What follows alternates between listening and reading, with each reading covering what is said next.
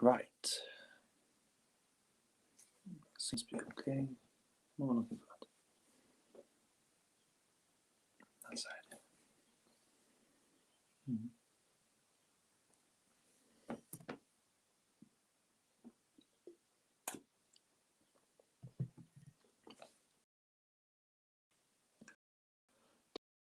Testing 1, 2. Are we listening? Can you hear me properly? Can you hear me? If you're out there.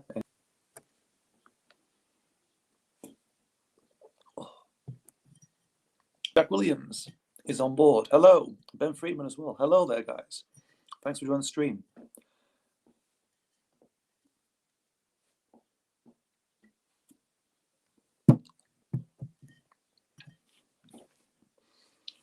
I think for this stream, lads, you can just have a random chat, do questions or whatever, see how we go. Depends how long the stream will go. We'll have to wait and see. Maybe over an hour. I don't know, actually. We'll see. See how we get on. Said, how have I been doing? I've been absolutely doing fine, actually. Blame Max is on chat as well. Hello, Mano. Good to see you again, mate. Hope everything goes well. Just while you're here, mate, a little toast. Congratulate you. DVD and film blocks in the chat as well, so we're not doing too bad. Congratulate Mano. Expected boy. Good for you, man. You and your fiance Freya, fantastic. And I'll see you in a couple of days as well. You must have been so relieved, mate. Must have been quite happy actually. Over the moon, because I think you said to me a few times you want to expect a boy, didn't you? Really?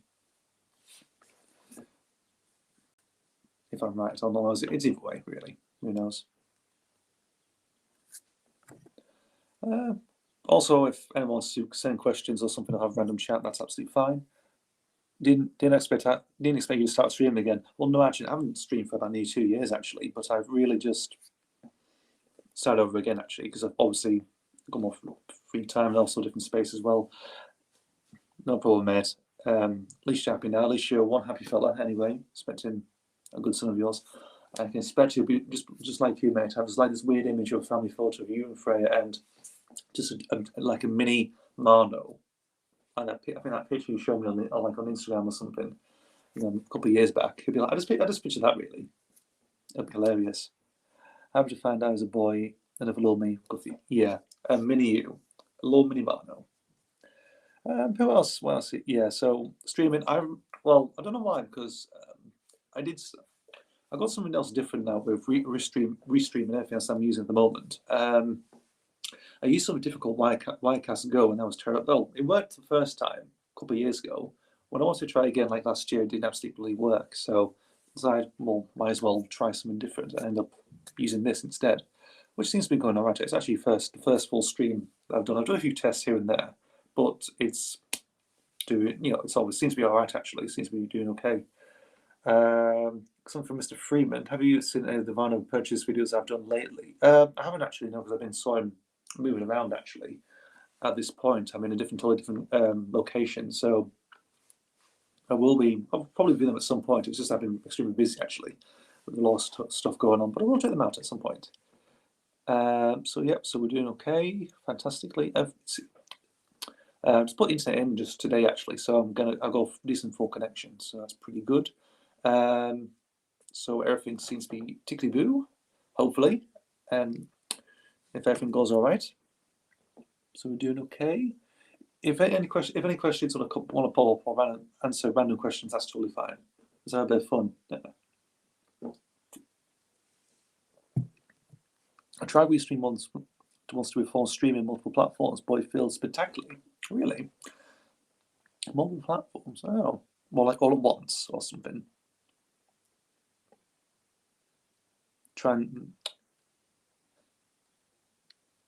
Yeah, you're streaming for Costa del Hard. Costa del Hard. I am now, actually. Yes, I am at the moment. The temporary Costa del Hard. I am. India format celebrate. I've got internet now. I've got a drink here as well. Copperberg for a change that's been in the fridge for a while. And I thought, yeah, might as well do this actually. Everything's fully respected, and so yeah, let's have a bit of fun. Let's have a nice little live chat for a good evening. Tuesday. I will do this. Maybe I might do another stream next week as well. Depends what days I might do. I'll do it actually. Mr. Freeman, has one of your series of your channel called Go This? I suppose it's absolutely named after the record label. Though you don't. I suppose it's obviously don't talk about records on the label. Well, it's actually nicked from that record label, Go Discs itself. I just thought I've already picked a name for doing record labels anyway, like called First Out of Anything, just like some weird title I invented, old title I made up a couple of years ago actually. I think back in 2016 actually. So, but that's already been taken. So I thought not to do with vinyl, like the first out of anything, which actually is like the first out of something actually, like what you expect from an album. Like you don't know what to expect, if it might be good or bad. Who knows? Go Discs, I thought it'd just be a funny name really, to be honest, to do. I mean, I'm talking about discs like CDs and DVDs, so it's all fits it does, in a way. I would say that Romeo is a Biggie Small. Okay. Not too sure where that comes from. I think it might have killed OBS for me, because OBS just refused to work for me since then. I tried everything, but nothing seems to be working, so I gave up streaming on YouTube. Oh, really?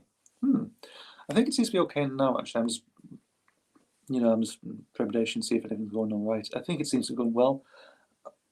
I got that from Livestream that I nearly did a month ago. Oh, yeah, because I know you've been doing live streams anyway, so that's interesting.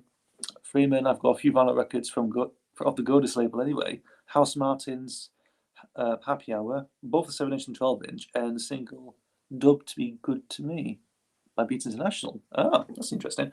I do own a few Godis label stuff as well. I own House Martin album. I've got their second album, The People Who Grinned at Me, from '87, the second last album. I've got that. Billy Bragg, what's that one? Talking Poetry for the Taxman from '86. That's another one I've got. And The Lars from 1990. I think that's the only 3 ones I've got that I can remember. All like full 12-inch albums they are. No singles or anything. I don't think so. No singles or anything. No 7-inch singles or anything. Just like proper albums, really. Indeed.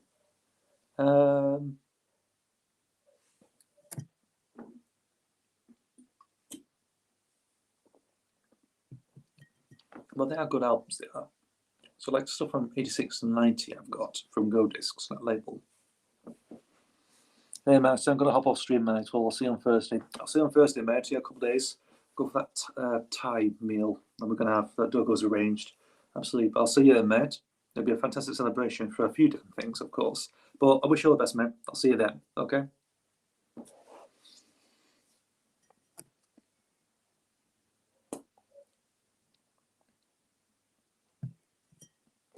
I hope it goes well. I think it might do. See how we do. Not even past 10 minutes yet. Beats International was a hip hop group around the 90s, and one of the members was Fatboy Slim. Oh, really? I've never known that actually. Because I think we just know about Fatboy Slim from his solo stuff, really. Nolan Cook. Interesting. Never knew that. See you, Mona. Best of luck, mate. Ben Freeman, he joined the group after he left the House Martins and broke up. Norman Cook. Oh, lead singer. He's not the front man, is he? Of the House Martins. Or is it somebody else? I'm thinking of Paul Heaton, aren't I? Correct me if I'm wrong, Ben. Is it Paul Heaton's the front man, isn't he? Then Norman Cook, of course, went on. Is one of the members? I'm not too sure. You might have to clarify that, mate.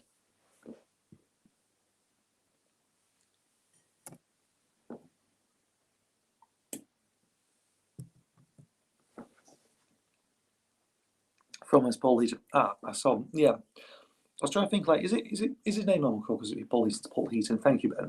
Thank you very much. Because he joined the Beautiful South, didn't he, Paul Heaton? For a while, he's done solo work on Noticed, and he released that. What was that? Came out last year? Came out that Manchester album. He did it. I'm trying to think, because it's been a while. I don't really check out other people's solo work sometimes. Beautiful South.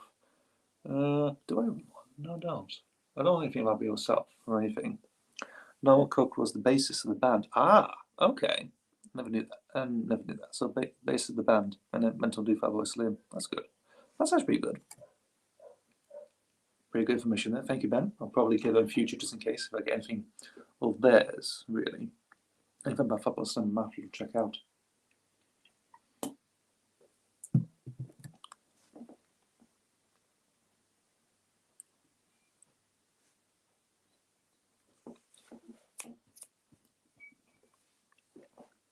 That's all right. Yeah, because 88 they left in the House Martins. Yeah. 87. Yeah, they only did 2 albums. They did. Was it Hole 0, London 1, People Who Green Themselves to Death? That's it. I think that's right.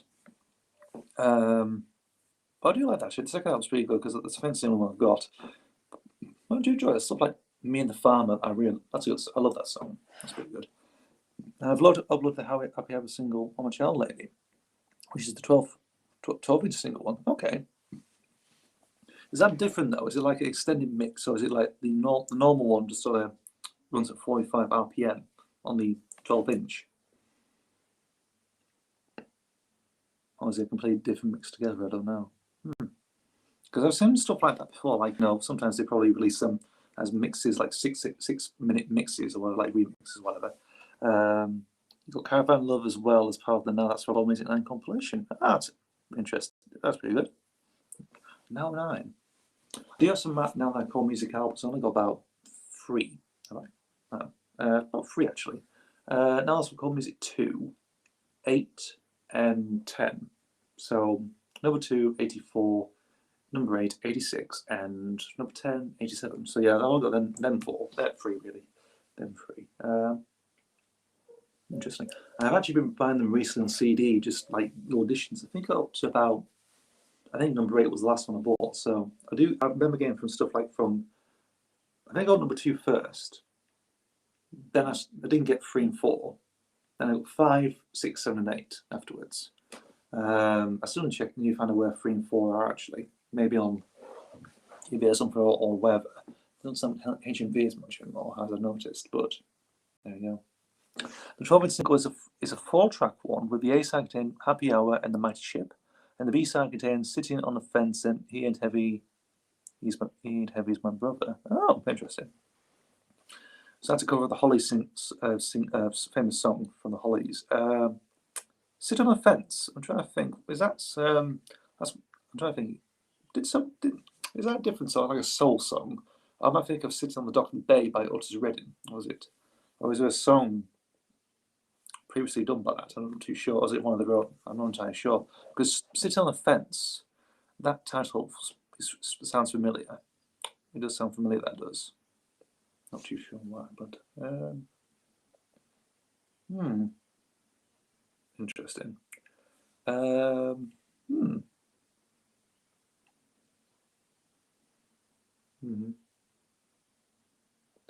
is it by your end anyway? Is it loud and clear? Is it not? Am I not buffering or anything? Am I all right or anything like that? I'm not crackling or anything else, all being distorted. Like with Oscar Barnett's live streams in the past, actually, was the Ransom Ryan stuff, which had a bit of delay problems. He did, or distortion with the microphone and anything else. Is it absolutely fine your end? Just so you know, because it's actually first time trying this stuff fully for about how many long? For about more long duration it is. I can hear you perfectly. That's fantastic. Thank you, Ben. That's good. So no buffer. Clear as a whistle. That's grand.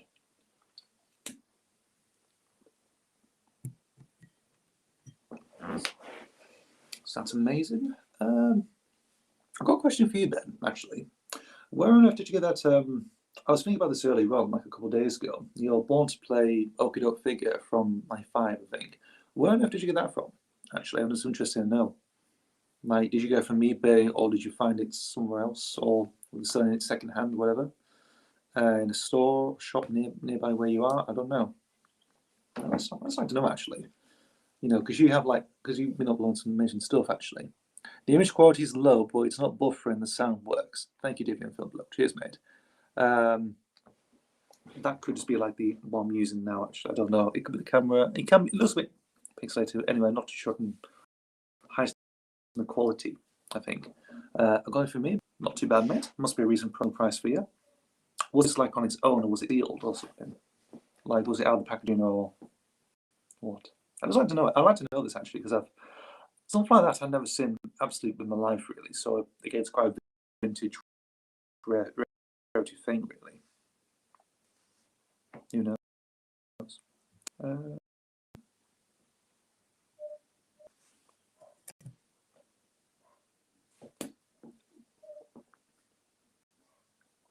Might as well show this actually. Cherry actually.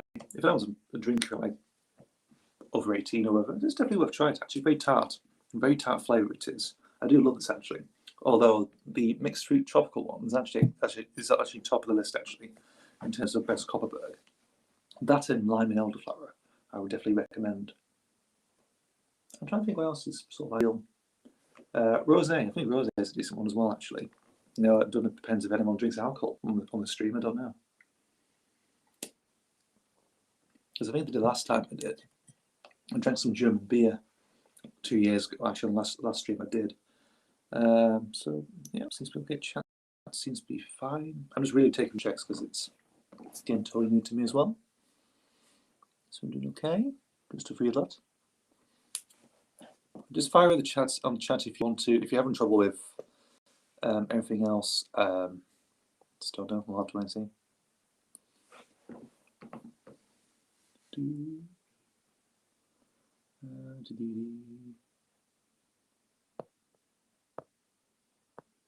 Close remain pay. Oh, there we go. There's. Oh, well, hang on. Let's look at the chat here. Stay.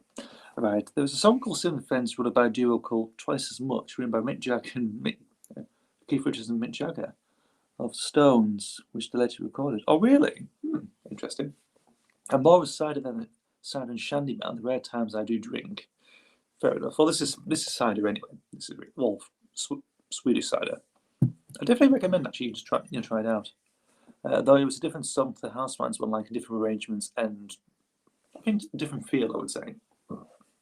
I never knew that was done by Richardson, Jagger and Richards. I never knew that actually. Twice as much. Never heard twice as much actually. Interesting. Let's see when they recorded. That's interesting.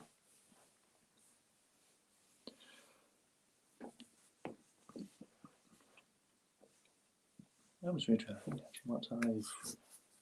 What I purchased recently, I'm trying to get on my head now. There's quite a few things actually. I bought a few vinyl releases from Blackpool. I went to Blackpool recently actually for a change. I haven't been there for years. And I thought, well, that's a couple of crap actually. Had a shot of rum once. It tastes like perfume. Well, you never catch me wasted. Well, you never know, mate. I've been wasted quite a few times actually. I've had a few. Well, I'm okay doing shots. I am. The one drink the one drink I can't really do is whiskey. Believe it or not. I had a bad experience a couple of years ago. I think about 5 years ago. I was at a house party we were playing beer pong. This is a couple of our mates. One of the guys on there, Marno, I've known for 20 years. So it was his house party actually, to be honest. So it was like a hasty version of beer pong, like with glasses and wine glasses. Instead of like plastic cups you usually expect, it was all like random glasses and stuff all over on the kitchen table. So we did that, and for some stupid reason, someone decided to put Jack Daniel's whiskey and some blueberry ale together, like mixed whiskey and ale together, and I ended up drinking it. I would recommend not doing that. Thomas has loved Thomas's life is in the stream. Hello, sir. Thank you for joining.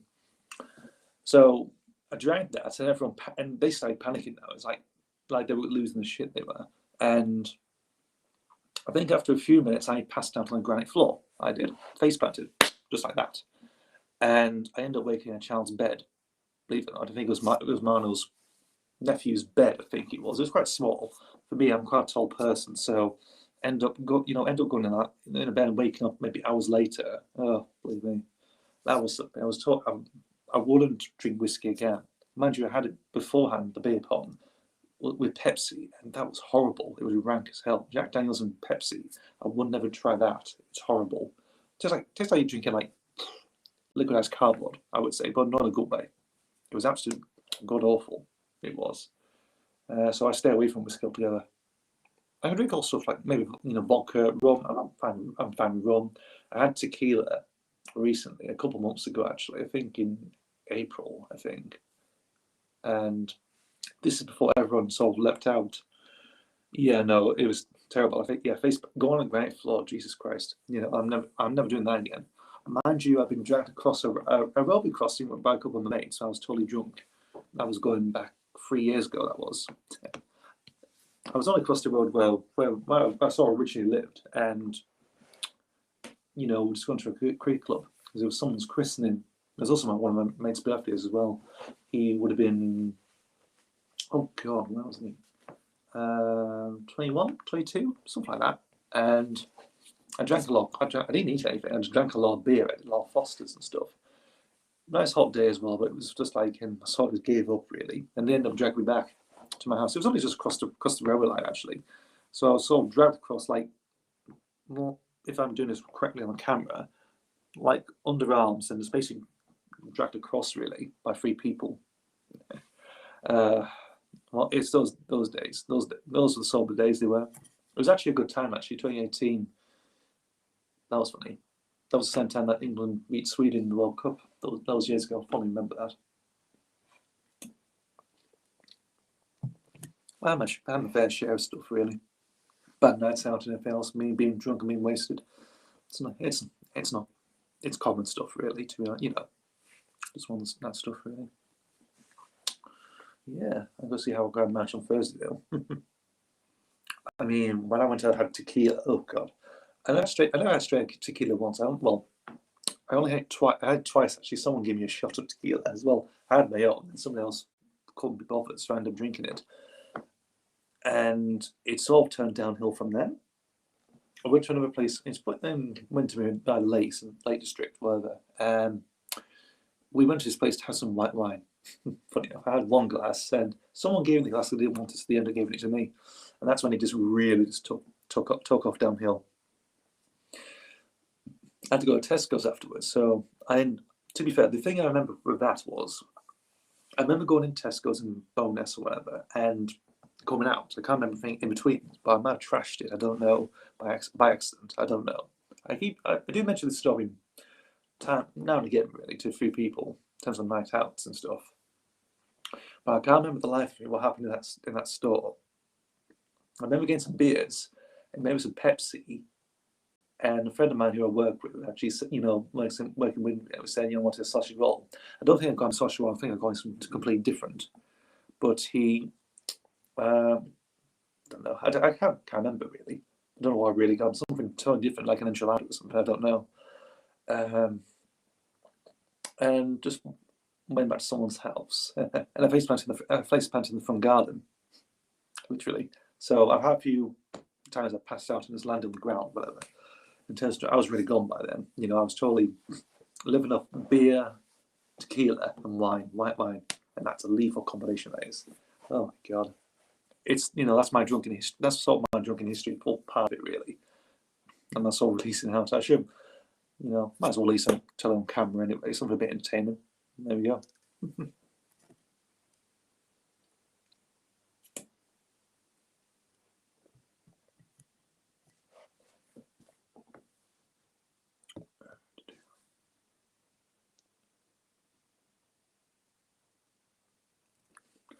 Seem to be doing okay. Making sure. Camera still works.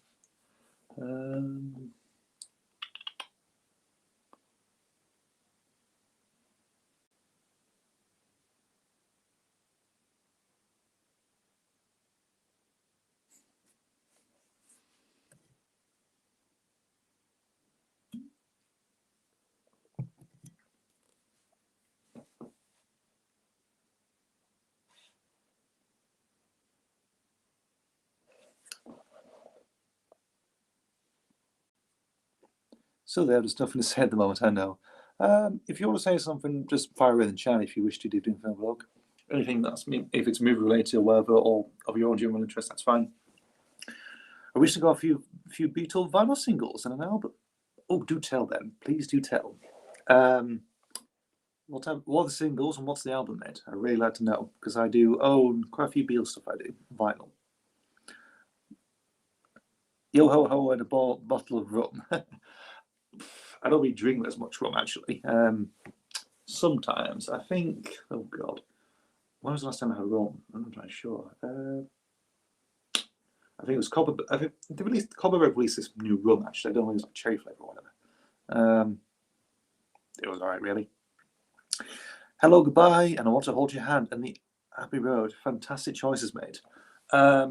Let's just say, hello, goodbye, fantastic song. I want to hold your hand. That's one of the first Beatles songs I ever listened to, actually, ever, because my parents owned a 70 single of that in their collection still. You know, it's kind of nearly one of my dad's ones that they owned. That's pretty good. So yeah, that was the first one I ever listened to actually. So that's a fantastic one. And Abbey Road, that's my favourite Beatles album ever. You know, a lot of people say Sgt. Pepper is the best album, and let's have a look. On Hello Goodbye on the Walrus, absolutely, and This Boy, yes, I remember This Boy as well. Can't remember much about it as much really, but I Want to Hold Your Hand, brilliant song. Abbey Road, my favourite Beatles album ever, along with the White Album, Rubber Soul, Revolver, and Please Please Me. Those are my 5 favourite albums of the Beatles.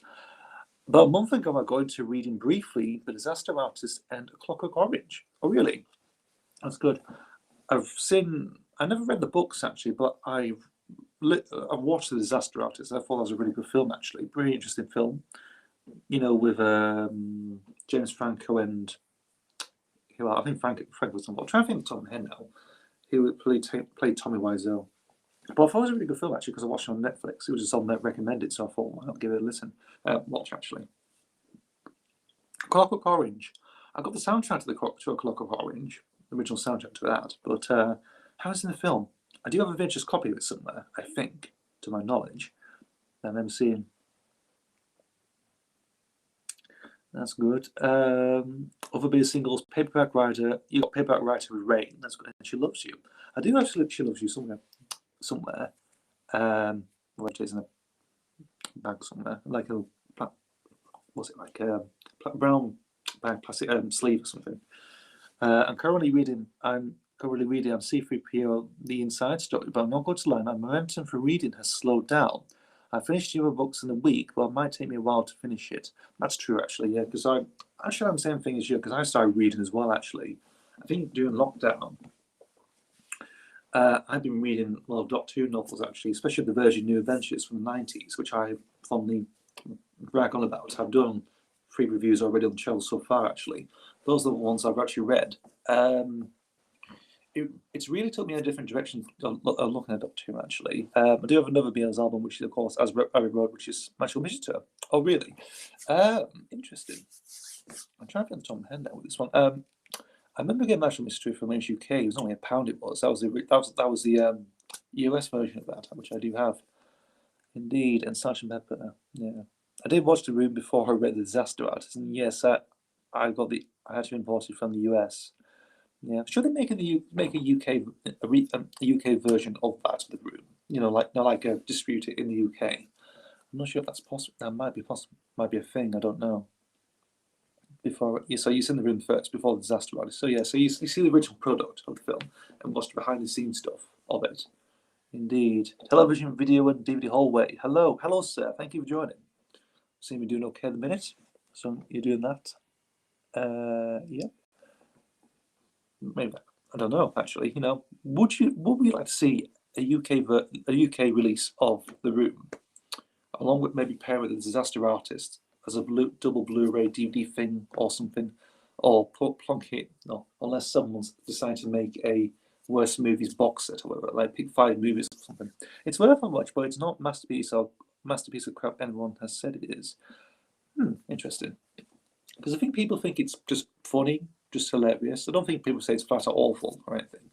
And you see it. When you see that, of course. Hard as night and magical too. That's going to be crazy. I'm just trying to keep up with things as well. Yeah, so I might have to check The Room out actually at some point. You know, because I've only seen The Disaster Artist. I have. Beatles albums, of course. Yeah, Sgt. Pepper. I do own all those albums. I'd probably say, going back to your question, Ben Freeman, it's actually, I think Sgt. Pepper's very overrated. Overrated, actually. I do think not one of my favourite Beatles albums. There's a little bit of good stuff on it, but I don't think it's one of my absolute favourites. Magical Mystery, there's some good stuff on those actually, but I'd probably say that might be a bit better than Sgt. Pepper, I would say. Shock Horror. Because I had a conversation with one of my mates actually months ago, I think last year actually, and we were talking about Pink Floyd, and I said, The Dark Side of the Moon and The Wall are very overrated, and he went ballistic. I think something like Animals and some other stuff, really. I think Animals is brilliant actually, but I think Dark Side and The Wall are just completely overrated, really. I can't, it's hard to be. I like certain songs from both albums, but as a whole, I really can't get into it, really. In some places, even though I do own Dark Side and vinyl, I just really can't get into it. Hades Nights. I would love to see a UK copy, but since YSL released it himself, he never sold it to a distributor for sale outside the US. Oh, really? So that's the main reason. Would he sort of do that now, though? Is that the thing? Would that be an idea? Like, would he have like the right to distribute it in Europe or whatever, like in different regions? Who knows? That can be an interesting thing. Fun fact: Beatles Moving Medley is only released. It's the only Beatles single not released. Okay, on CD or digital download. Though needle drop recordings exist. Oh, really? That's interesting. Oh yeah, that's pretty good. And by the way, I think all 3 Beatles albums I have are reissues. That's interesting because I've got most of the ones I got second hand, like different reprints from. I do want some mono stuff like, top of my head, Revolver I got on mono. White Album is mono. Strange enough, I didn't realize that when I first listened to it actually. Abbey Road, I remember, is actually a Swedish pressing, what I can remember. Sgt. Pepper, I think that's stereo. Magical Mystery, I think, is stereo as well. Hard Day's Night, I've got, I think it's mono. Please Please Me is stereo. I think that's an 80s pressing, that is, to my knowledge. Beatles for Sale, I think, is mono as well. Help, I think it's stereo, that is. Not entirely sure. What else? Although the DVD is region 0, despite the box set is region 1, so it will play and play. Oh, that's pretty good. I think they should really just bring it all over, sell it all around actually. Region 0, make people stock up the room, like as the Sainsbury's or something, or like the local HMV. They should really do that. If it's region 0, unless there's some law to it, I don't know. That'll be interesting. So your copy of Sgt. Pepper's Hard School Band is the 50th anniversary. That's the remix version. So you've got the remix versions of the albums. I've only got the original stereo mono versions. I do. A certain director whose work I would love to see released in the UK is Vaughan Bakshi. That'll be interesting. I think some stuff is released on DVD. I think I'm totally sure. I remember seeing some stuff years ago. I was in York. I went to one of the HMVs many years ago. I was in the centre of York, and I'm pretty sure I did see Fritz the Cat on DVD, the UK version of Fritz the Cat, to my knowledge. I think the only film on whose films is available in the UK is Wizards. Really? And I'm pretty sure Fritz the Cat exists on is the UK version of Fritz the Cat still there, like again on DVD, because I remember seeing it in shelves many years ago in York. I'm pretty sure. Magical Mystery I have is probably a reissue, the LP edition, Capitol Records, of course, which will be released in the US, absolutely, of course, because because the original UK version of the EP was, again, different types of things, because the US albums in the 60s were different. They were, it's like, because I've got original version of Jimi Hendrix, the I Experienced album. Like, I've got to reissue that, but it's mainly the UK track listing, and you got the singles on a separate thing, like a mini EP on the end. I do think that as well. Fritz the Cat was released on DVD, but it's been long out of print. Oh, really? Actually, I thought I still sell that film. I don't know.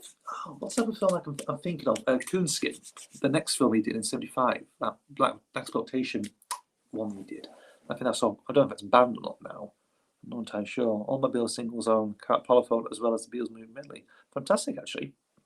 I actually do have a Capitol release, I do. Wizard, I believe his version of Lord of the Rings is still in print. Okay. As far as something like Coolworld's not been... I don't know if that's an art print or not, I'm not entirely sure. Well, back to your question, what you said about your Beatles albums and Parlophone, Ben. I actually do have a jukebox edition of, again, I Want to Hold Your Hand, but it's a Capitol release, but it's in clear vinyl.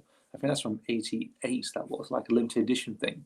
I picked up years ago, I did, when I was about 16, 17, I think, I remember getting that. Clear vinyl as well. It's actually pretty good. I think I played it once, to my knowledge, but I think good, decent sound quality. And actually, do remember seeing another one, but it was a red vinyl. I can't remember what it was called. That was again another jukebox edition by Capitol. I do. I should really do a video at some point, actually, whenever. So yeah. I'm just trying to think. Actually, I think Cool World. Going back to your question, Deep in film, but Ralph Bakshi. I think Cool World might be a month or I don't know. Awesome. Oh, that's a look. She refused to issue the Beatles medley in the United Kingdom regarding the medley as tacky, but was finally released after the import demanded the US release. Interesting. What year did that come out, though? I'm interested in know actually, because with it, in terms of like medleys, I think because I was thinking like the year when it might come out. I don't know, because I think of like like what would you call it? I don't know. I think of like the. I don't know if that's right. No, I think of a remix thing. Actually, I think of Jive Buddy for some strange reason. And because of that, I don't know. Most people just like to buy singles. I think it's like '70s that came out, didn't it? It's like they were releasing Sergeant Pepper with Help with My Little Friends, with the B-side being A Day in the Life in '78 or something. Heavy Traffic's been released on Blu-ray in the US for many years, but didn't come out on DVD in the UK. Really? Really? I never knew that, actually. It should do. There needs to be like a Ralph Bakshi Blu-ray box, especially for the UK. There needs to be, hopefully. I think some people like Shower Factory, Arrow, or something like that should maybe do a reissue. They've done many films, of course, because they've done some films I remember seeing stuff like Heathers, The Last American Version. That's another one I remember.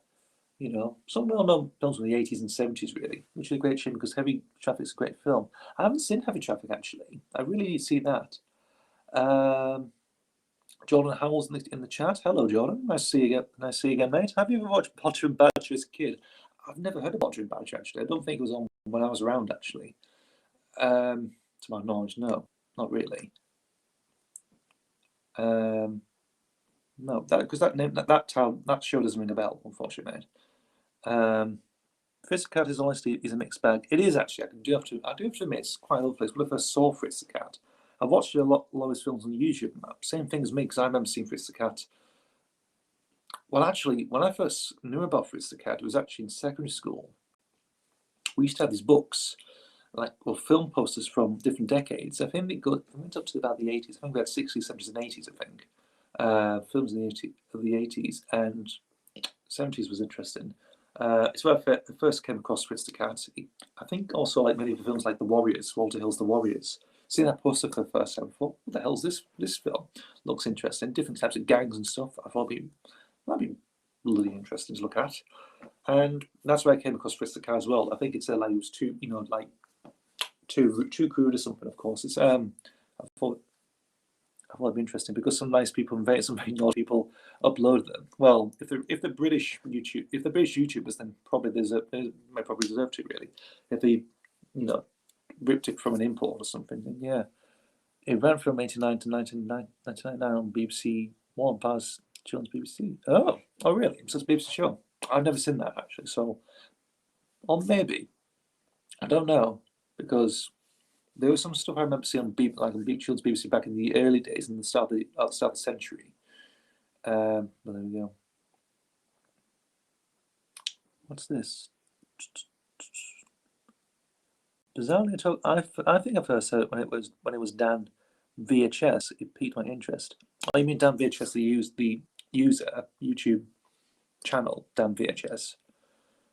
Because I only remember seeing the poster of it. I did in secondary school of all places. I wouldn't recommend. There's a HD version of Fritz the Cat on YouTube. I don't think it's ever been released on the Blu-ray.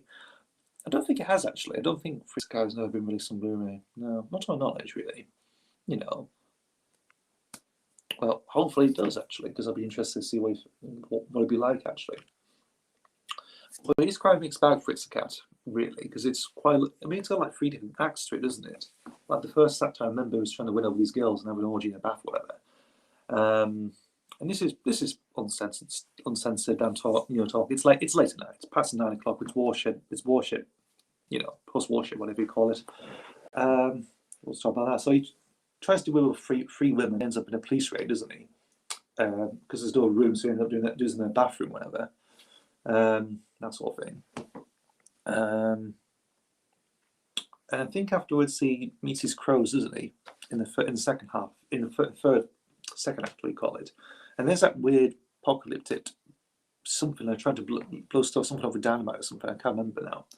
It's like all with these like drug-addled motorcycles and like in the middle of the desert somewhere. I can't remember much about what happens in that act. I think that's more how it's mixed. I think that's all people have mixed reviews on it.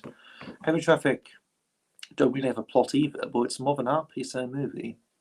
I think probably. I still need to watch that actually. I think how it looks and everything, how it's animated, I probably think could be interesting. That's how it might look actually.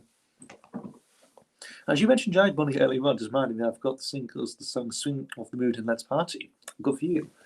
I think I do have some Giant Bunny somewhere. I'm not entirely sure where it is though. I have to wait and see.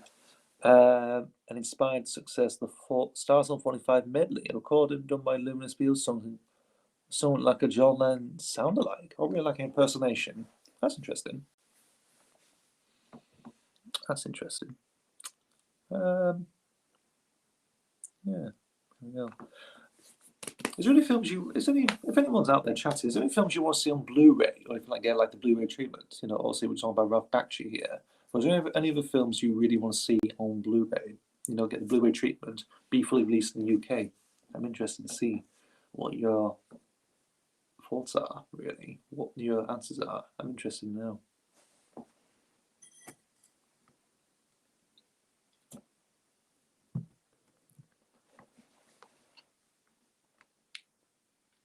What have we got?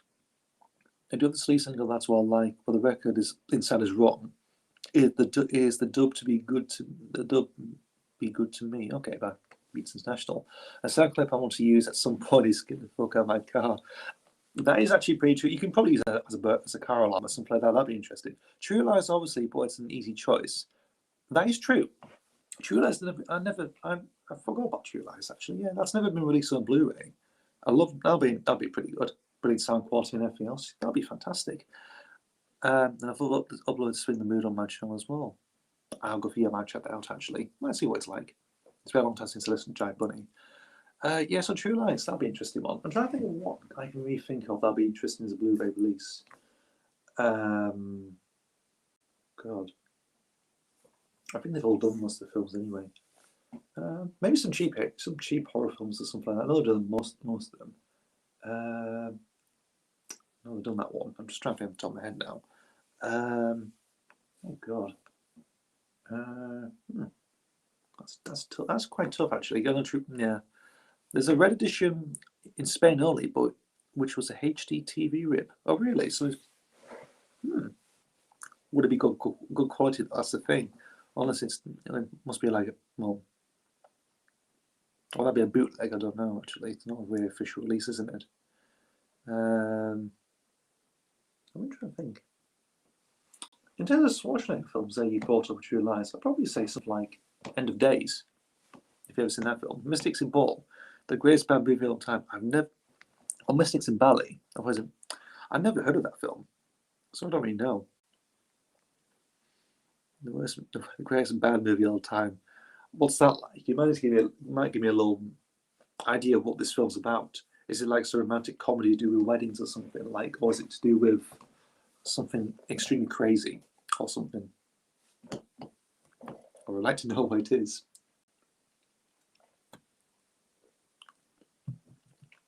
It is a bootleg, but the laws are different in Spain. Oh, really? Oh. So they basically sell well, I think it doesn't change much as well, actually, because you tend to get bootlegs all over the place in the UK as well. That's what I found, especially in CEX. That's one. They tend to do that as well, actually. It's on YouTube as well. It's insane. Oh, so what year is it from, though? Is it like from 2000s or something, or is it earlier than that? I don't really know. It's not like it's like some mad John Woo film or something, is it? But Bollywood style.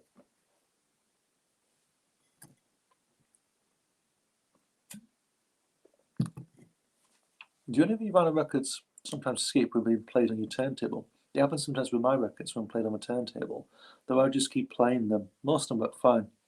Sometimes. 1981, Jesus Christ. I thought it'd be something like, yeah, well, that might be interesting. It's back to this one. What I tend to do with vinyl records sometimes, I tend to brush the needle sometimes and also leave vinyl as well, just in case there's any dust on, really, just in case, if it keeps skipping, I thought, sometimes, well, like you mentioned before, like you play it most of the time and actually, that works sometimes. It's like easing it out, like smoothing it out a little bit. That's all works, but just be careful with how it goes sometimes. I don't know if it might end up being more damaged than I'm not entirely sure. 81, yeah, my God. Well, I might give that a little recommendation.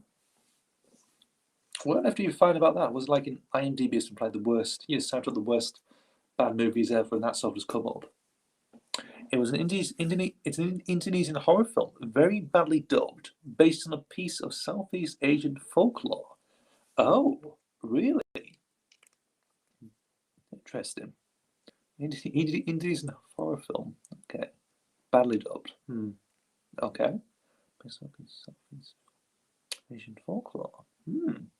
Might give that recommended. It's so that's also sort of springs up something like what do you call that film? Zombie Flesh Eaters 3 or Zombie Flesh Eaters 2, Zombie 3, sort of like that really. I just keep thinking that's all just popped in my head that did. That's actually released on Blu-ray that has. I've seen some weird badly dubbed films in my time. I think what's that film I know? I like the soundtrack to it. Tenebrae, 82. That's quite badly dubbed because John Saxon's in that, of course, and you can tell it's probably but someone's dubbed over him. I thought that sort of thing. I'm in a Discord server with me and a few others in the server did watch a party of it. Oh, really? And we left our asses off. Oh. We expecting much from it, though. Like, first time it was just like barrel of laughs. Like, was it continuous? Or was it like slow halfway through? And then it sort of went batshit crazy in its last half, its climax or something. I'm interested now. I'm basically spoiling the film for my own pleasure, really, so who knows? I do know you can watch films on Discord.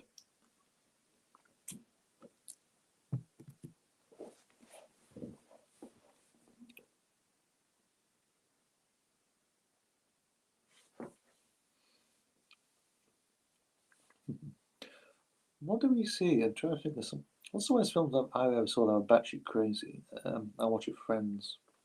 What was the one I saw? I don't know. Barrel laughs, although it's funny in a group. Yeah, it's funny with a group of friends. It is really.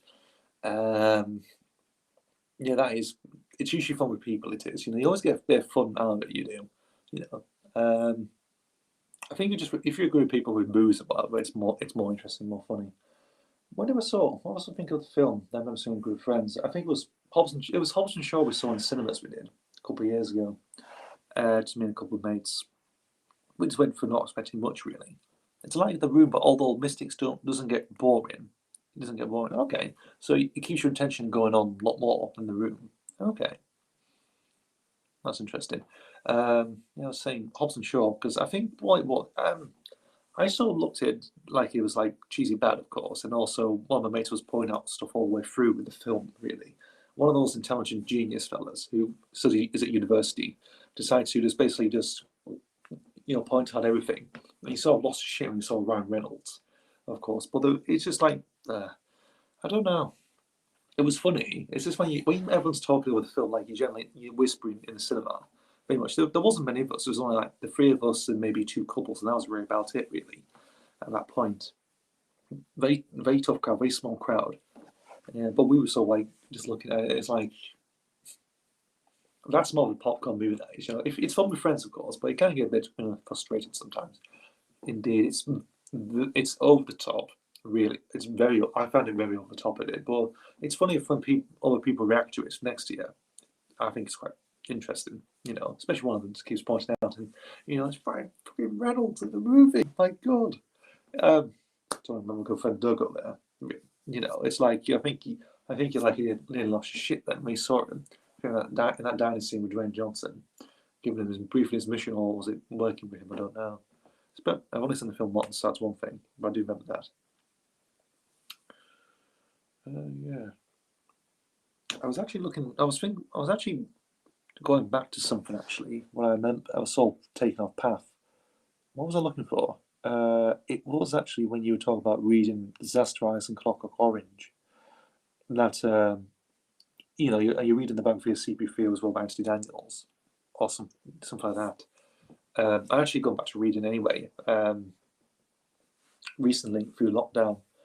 I've been reading. I mentioned obviously before. I've talked about it a couple of times on the channel actually, which are the Virginia Adventures, which are the Doctor Who novels from the 1990s, between 1991 and 1997, which, in actual fact, it has changed my outlook at Doctor Who for a while actually, because I tend to enjoy these more really.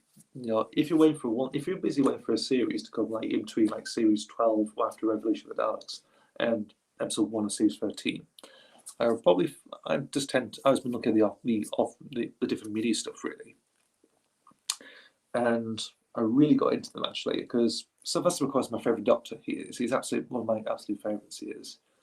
I think for these novels, I really got a good grasp of his Doctor still. Like some writers do capture him interestingly. I think the ones I mentioned before are like Lance Parkin, Kate Allman, Russell T Davies also captured the Seventh Doctor really perfectly in those stories.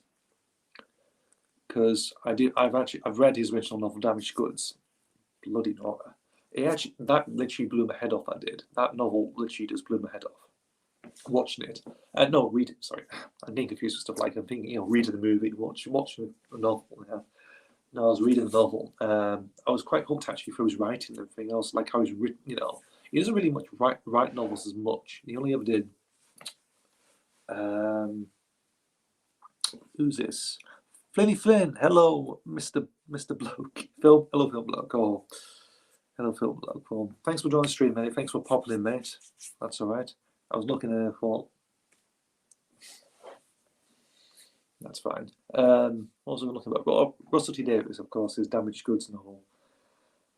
First time I ever read it, I was in Sun, and I ended up being badly burned from watching it. Part of my neck was scarred from watching it because I was really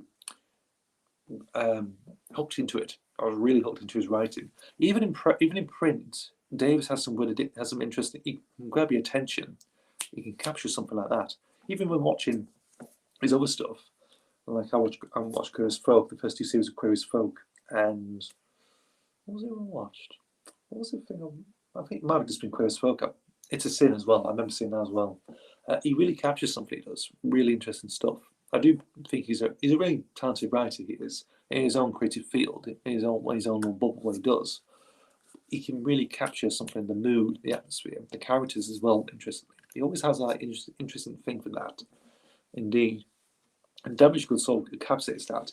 It's basically like a book of what his era was, like a condensed version of his era.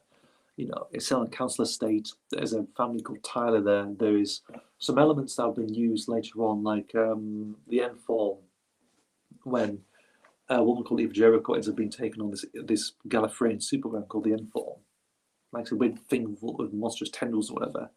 And it's basically some of that sort of got drawn up to the Next Doctor, the 2008 Christmas special with the Cyber King, very much that sort of style. I think some people tend to bring it up. I think Clever Dick Films, which is Carrie saw brought it up. He did when they did a Q&A a couple of years ago.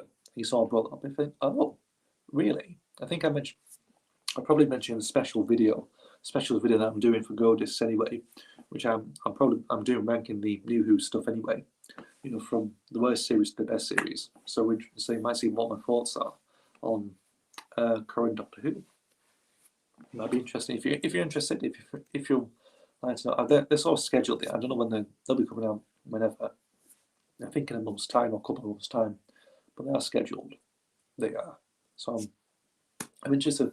I think I've sort of gone back in the thing of like talking about Doctor Who very much, even though I didn't really talk about much throughout the channel for the past couple of years because of how the fandom was really going. Actually, it was really sort of, I don't know, the toxicity of it didn't really do bode well. And I thought, why not just take a back step from it? Even though I was enjoying it, actually, with what Chim was sort of doing, I was sort of still watching it, sort of keeping in tune with it. I didn't really feel I need to talk about it as much because of what's been going on. Obviously now, having,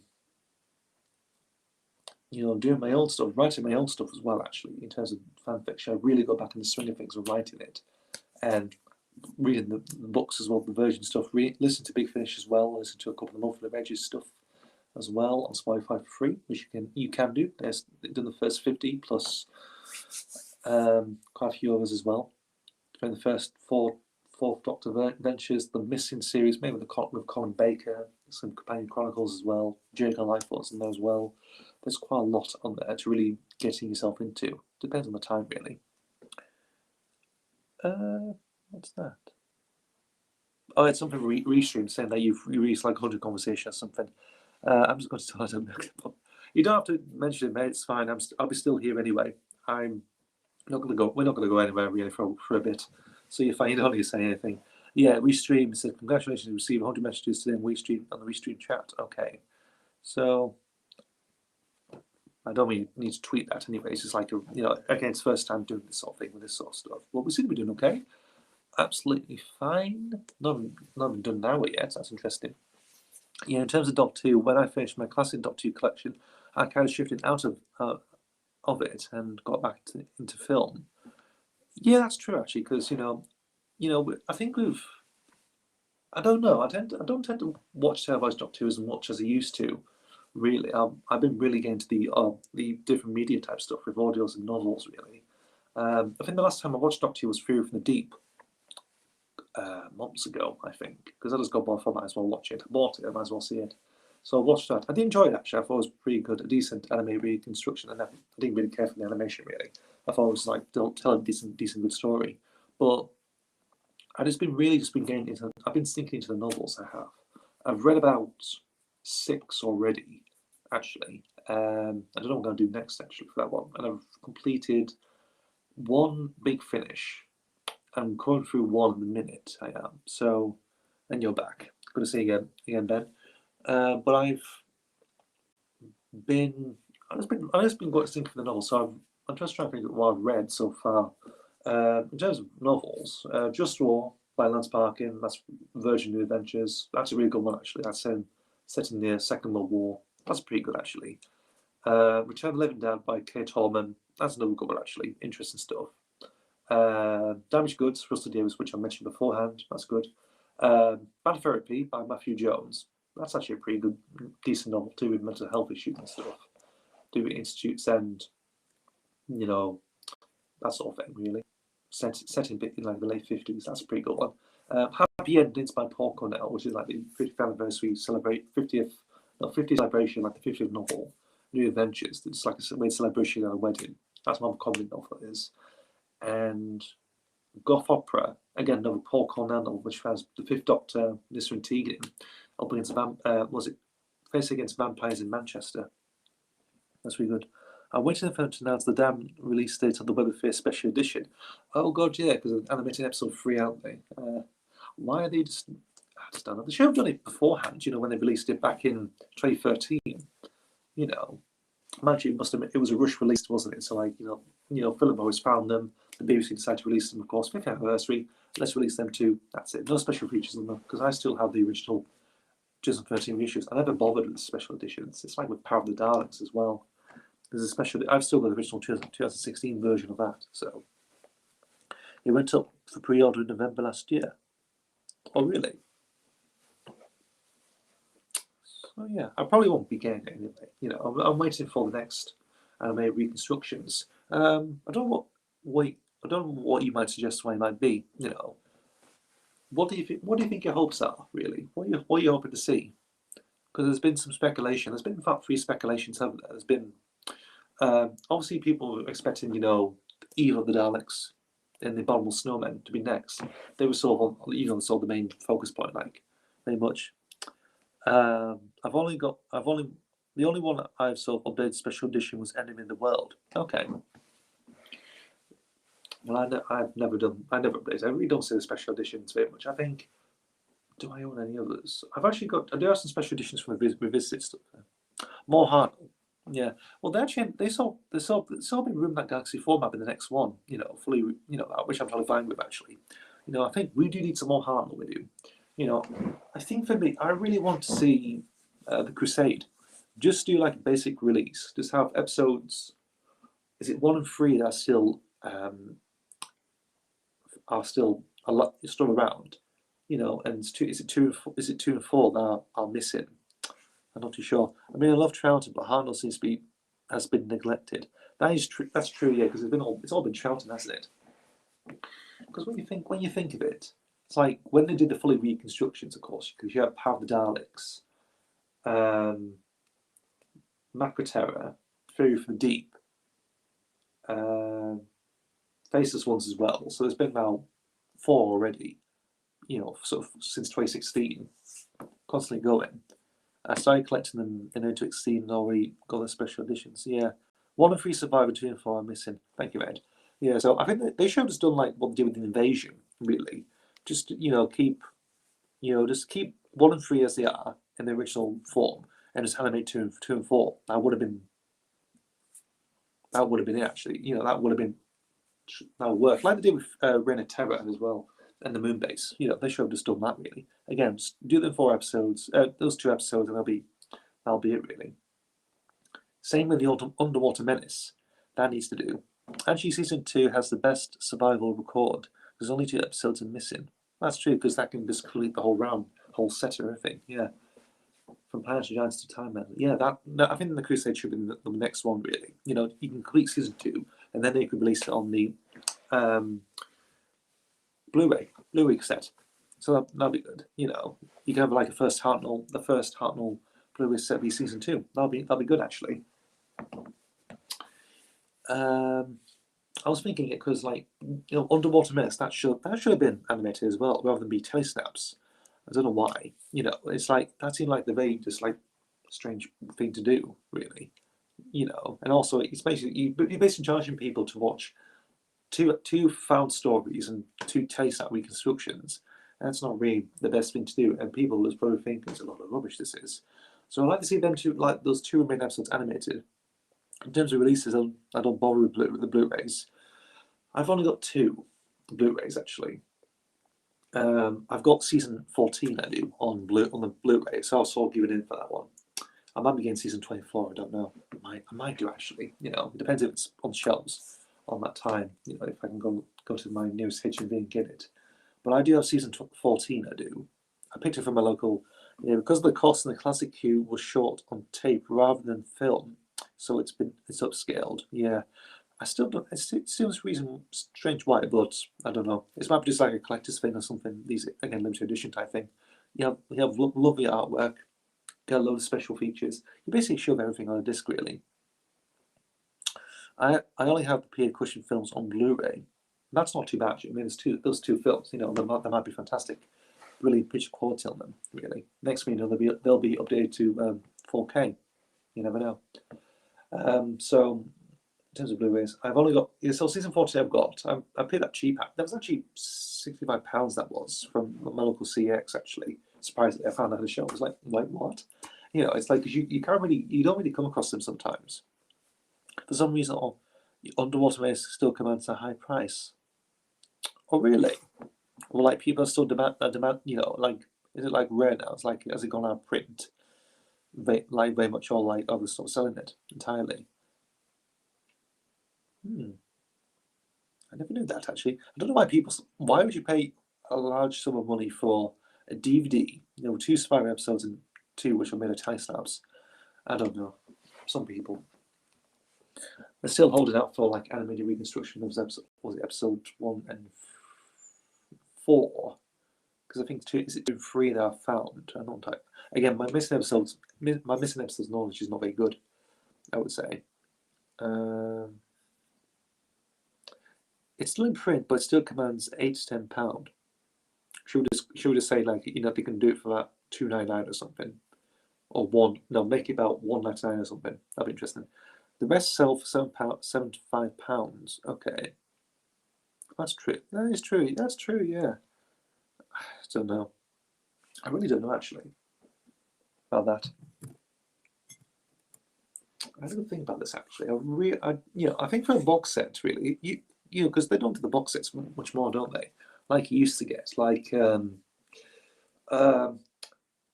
we used to collect them for DVDs, like the Bread for War box set, the Trial of Time box set, the even the elementary ones have gone down in price. Oh, really? Might be. Just depends really. It depends on I think it depends on home media actually. Depending on who's buying them or something.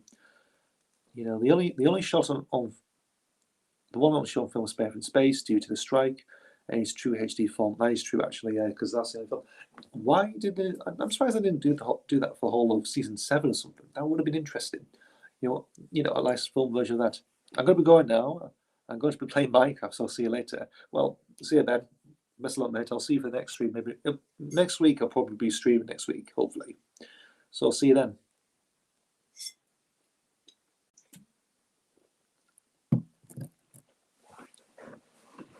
Surprised people still play Minecraft actually after all these years. I thought we'd gone down its popularity. Yeah, so season 7, I'd probably say, that would have been interesting film. That will. I suppose it was shot on tape due to budget and the way BBC worked. Yeah, it must have. Yeah, but having like a film version of like Doctor of the Solarians, The Ambassadors of Death, and Inferno, that would have been interesting. Like a very gritty, really film realistic series. That would have been interesting actually. It'd be fantastic. Yeah.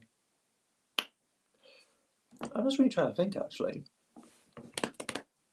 Should we talk about animated recreated episodes? Like, would we?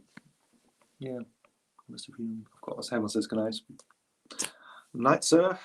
Good night, Mr. Freeman. My mind sort of shifted to the animated reconstructions now, like in terms of the.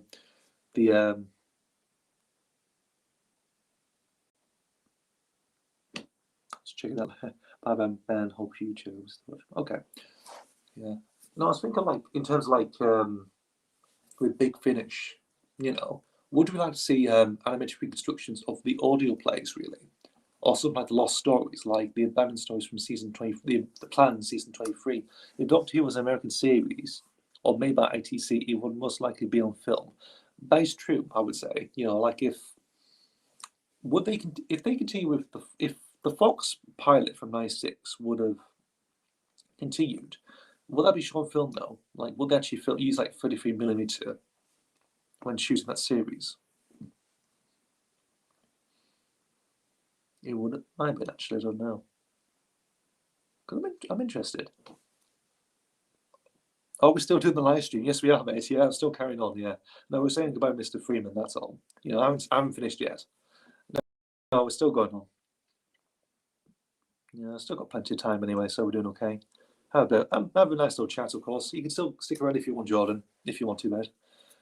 It's your choice, fella. That would be interesting, but I wonder what that series, that 96, 97 series would be like actually, because I think that was the plan actually.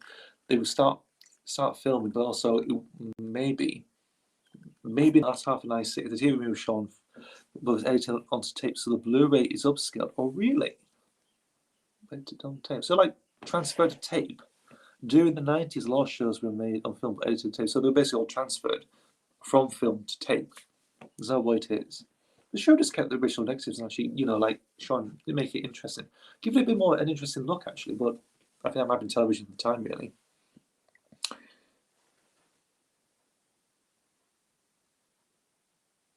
Okay, Ben. So yeah, I don't know, because you've heard of that leafy Bible? What was the original plan for after the TV movie? I don't know if that's been sort of brought up. The Leafly Bible, what originally was tended to be, the series, What type of shows were you covering on Path Nostalgia? I'm not going to tell you. There's a few more shows that that'll come out, but I'm not going. You'll have to wait and see, Jordan. You'll have to wait and see, mate. I'm keeping tight about that. So there we go. I'll keep tight about Path Nostalgia. You have to wait and see what comes up. So yeah, they were remastered in HD and reconstructed from scratch, such as the X-Files. Oh, really? Interesting. So yeah, but the BBC didn't have any access to the original film elements. Oh, really? So Fox still owns the original film elements. So they still own, and I think they still have like a way. They still have a way with the TV movie, don't they? It depends on footage. Depends if people want to hold it. Indeed. To be fair, I do like the TV movie. Actually, I think it's a really interesting idea. Paul McGann's stellar in it. It's filmed pretty decently by Jeffrey Sachs, of course. The music done by the theme music by John Denton is fantastic. More orchestral, but again, it's got that sort of heroic type edge to it, which I do actually like. And then Kieran trains lover. Kieran's got still game DVDs. Aye. Still Game's good. Because I watched on Netflix last year during lockdown. I thought it was hilarious. There's a brilliant video by Technology Connections about the comparison between film and tape. Oh, really? That's interesting. I think that's like to what also we do for how does it work for like distribution films or whatever? Is like do they have to like just is this like a normal like a standard transfer or something, or is it a totally different ballgame to what they do with TV in terms of anything else? It's a bit dark here. You might need to see me. Just give me a second.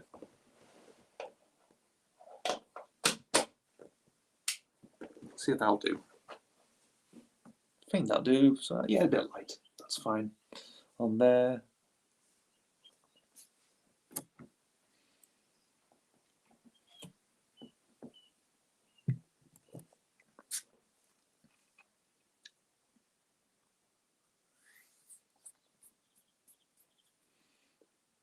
Not too bad, aren't we? It seems to be going a bit slow in this stream, I've noticed. I thought it'd be like well over like an hour and a half, but we're not. I'm not going to stop at hour and a half. Yes, well, depends on how we're doing anyway. Obviously we're doing okay at the moment, so still going on. Still going strong for a bit. Yeah. What was I mentioning beforehand? Oh yeah, Bloody Legally Bible. That was the thing. Of like again carrying off the TV movie, of course. I don't know if anyone's heard that actually. I'm not too sure. Films will be transferred to video interface known as Telecine, which is a more advanced version of pointing a camera at a film screen. Oh, okay. Oh. So that's how they'll do it, actually. So yeah, that's interesting. I never heard that, actually. I probably should have done some looking into that. Like how it was done many years ago or something like that. Maybe I don't know. Are you also going back to the TV with the Blu-ray, or still suffers from PAL speed up? Really? No, because I never actually owned the TV movie on Blu-ray. Actually, I've seen it quite a few times, but I never actually bothered picking it up. Really, would they actually sort that out if it was released again? And this is going back to when I was mentioning like the big adapting Big Finish, but like animated form. Will they include the TV movie and the first series of the monthly range stuff that Paul McGann did in the early 2000s, like Storm Warning, Sword of Orion, Stones of Venice, and Me, You, and Hell? Would that be interesting? Would anyone actually buy that? Actually, if they adapted Paul McGann's audio stuff, changed to Blu-ray, actually put them in Blu-ray box sets or DVD box sets, whatever. If they still do DVDs, or would it be like a streaming only thing on BritBox or something? Would that be interesting, or would it be just like, I don't see the point? I'll show the stuff from scratch with original like news stories, but like like the sort of did with Shada in a way.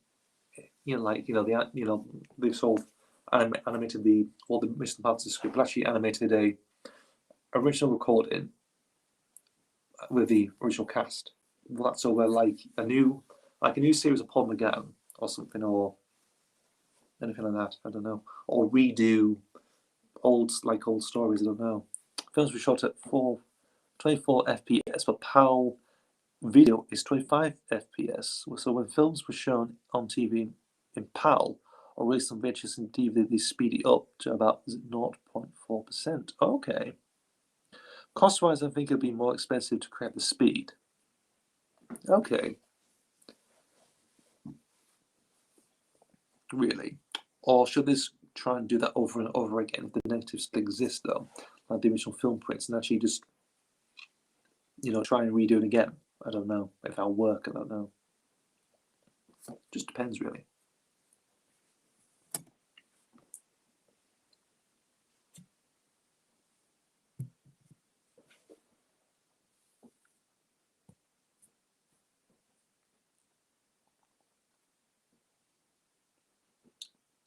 That's all right.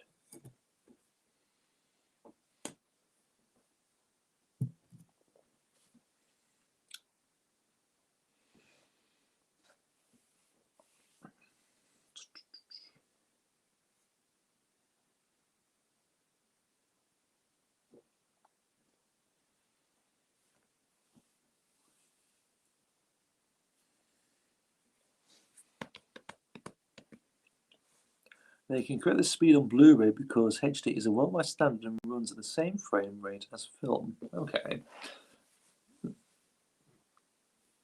Interesting, I would say.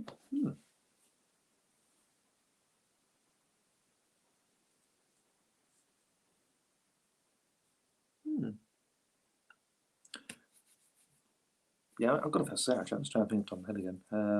Yeah. Okay. Probably do that, yeah.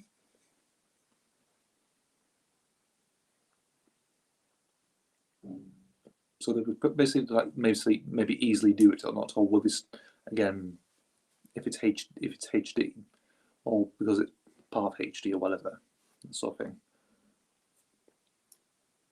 On VLC, you can create the speed and the pitch as well because they could pitch shift PAL video as well. Oh, really? So they can basically just like reorganize the speed to the extent like what's to its own perfection to its original how it sounds. Okay. I don't think I'd ever experienced anything with like pitch incorrection or something like that. Different pitch sounds. I don't think so. Not to my knowledge, no. I'm trying to think of that now.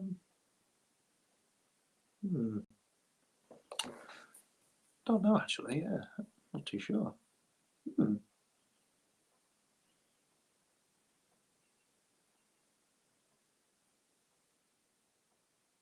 No, I don't think anything I've actually owned anything suffered from that. No. If I did, I would have noticed anyway. Indeed, and get rid of it or something. How about you, doing film blog? Is there any films that sort of have that similar problem what you own in terms of a PAL or anything? If it's not Blu-ray or it's just DVD or something that have that similar issue. I was not too sure.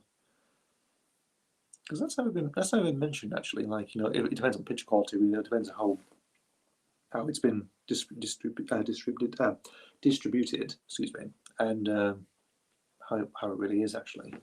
Like if you look at Laserdisc, all PAL DVDs have all the same. Have the pitch shifted? Okay. Okay, so that's only films that is. TV, I'm not too sure about TV actually. Depends, because I'm thinking of like to do with Laserdisc at this point. In terms of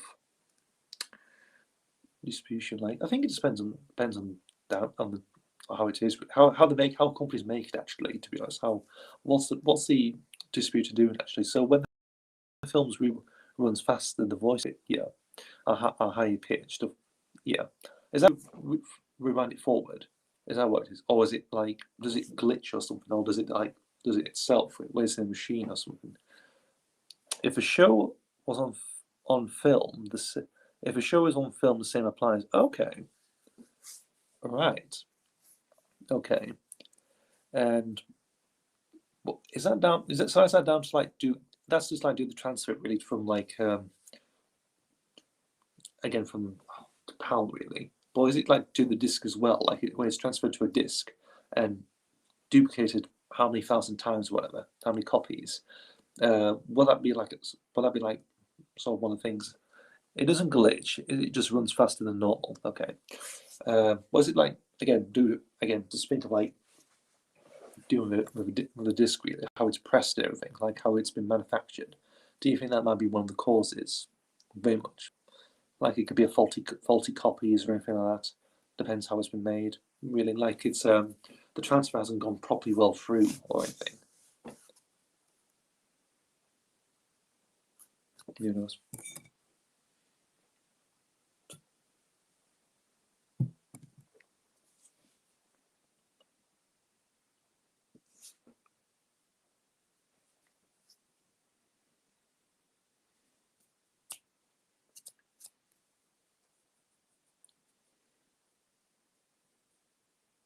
Mm-hmm. All right, there, Jackie boy. You okay? Seem to be quiet on the home front here. You just tuning the streams, just my watching the background and stuff like that. That sort of thing. I don't think he's still here actually. It only happens when in the transfer process. Okay, because again, I think a similar thing happens with laserdiscs as well. When they solve transfer, but also when manufacturing as well, they suffer from that thing called laser rot, don't they? Which is maybe again depends on the transfer how it's been manufactured as well. Laser rot has a similar thing, but I think more badly I would say because it's again the whole laser rot thing because it damages the picture and everything else. Like so when using it, I think so. Because I don't own a laserdisc player or anything like that. I don't know anything on that format.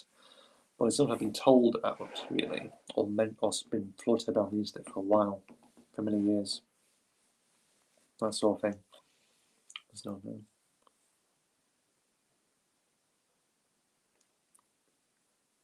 Laser eye is a different thing. Yeah, it's totally. That's a pressing thing. That is no. I don't know. It's all about. Let's not go on topic then. Just don't know really.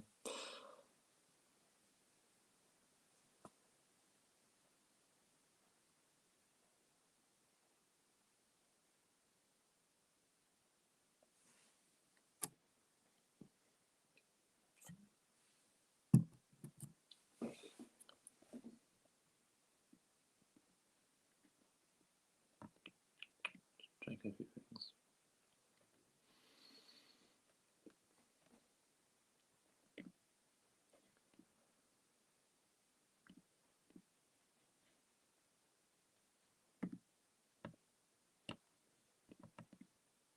Laser eye's problem when manufacturing is when they glue two discs together and air sometimes seeps into the glue. Mm-hmm. Well, that's true. Yeah, that's sort of a similar thing. Yeah, yeah. I forgot about it. Yeah, I did. Indeed, I think. What would you say? Would it be like a similar thing with discs though, in terms of like art packaging, like with the disc packaging, whatever, like it's like with the label on top and everything else? Would that be a similar thing? The Laserdisc database has a comprehensive on lists to avoid. Does it now? I've never actually been on that actually. So like stuff from Sony, I think are so notorious, aren't they?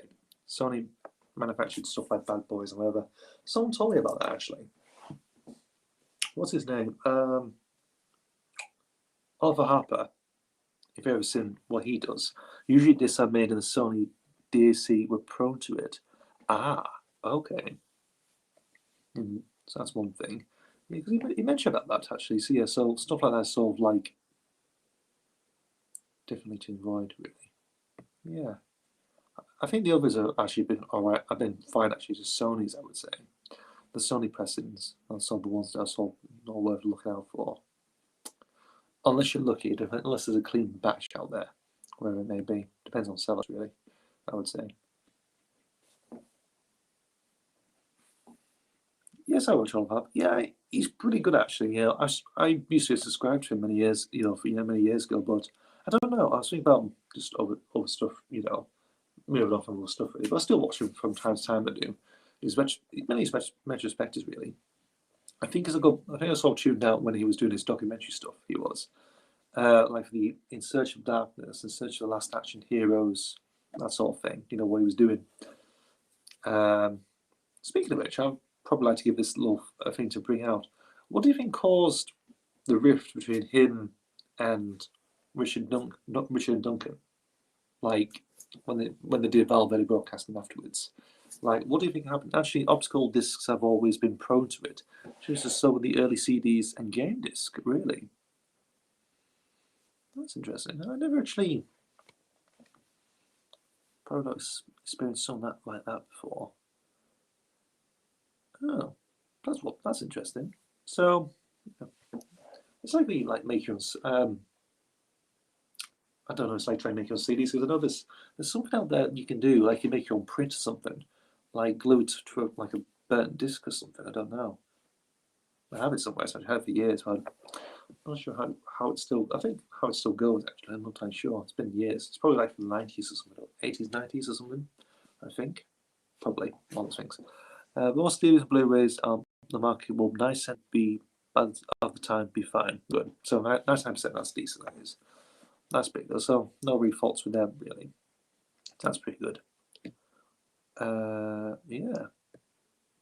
that's pretty good actually. Yeah. So yeah, again, I'm losing words at the minute.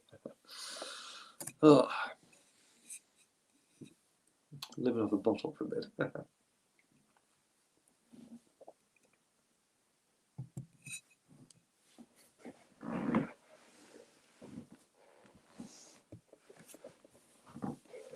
Not trying to sit comfortably here. Probably say like that really. Some CDRs and DVDRs are crap, but it depends on the make and storage conditions. That's true, yeah. If you leave them out like in different places, especially like in dusty places, well, they tend to don't work really because if that sort of thing. Because I've had a few like that, and a few times like you get packs from Asda or something. Really, I don't know what you call them actually. What type of make they do? Usually Asda Morrison's tend to get them from really. Sometimes it works, sometimes it probably don't. Depends how they've been stored, really. If you stuff them onto like a computer desk or something like that, with the phone box or whatever, it can be like that, really. It depends if you keep them safe, really, in their packaging. Sometimes they basically end up being dumped around the house, really, just on, just like willy-nilly, really, to be honest. Not that I do it. Probably somebody else does it. But I haven't used those sort of things. I've only ever used CDRs, never DVDRs. I never actually copied on anything like that before in my life, so I don't know how it works. I think you just use computer for it, don't you? On that front, I can think of like using an old machine, like if you transfer a VHS to a DVD or something. Give the disc out of light in a dark, cool place, dry place. Yeah, dark, cool, dry place. That's all right. Yeah, I think they were sort of in that sort of way. Well, I think maybe not cool, no, because underneath machinery, weren't they, like on wires and stuff. So underneath an old router and everything else, so probably I don't know really. Unless they've been sort of dished out and just plonked somewhere else. I don't know. Unless I wouldn't recommend putting them in a boiler house. Really, there's tend to be a lot of stuff there. I think that's how they're damaged really, because the next job bloody boiler for like how many years, something like that. Yeah, I would say so.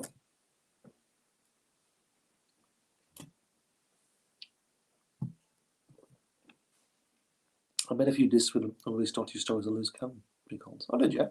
So, you made them yourself, didn't you? Artwork and everything else. So, how did you actually do that anyway? Do you sort of just rip it off the internet and put DVD-R in the computer? Is that how it works, or did you have like to make a file of it, like an MP3 type file or something, and saved it and plunked on the disc, burn onto the discs? Is that how it worked, or was it something a bit more complicated than that? I don't know. Really interested.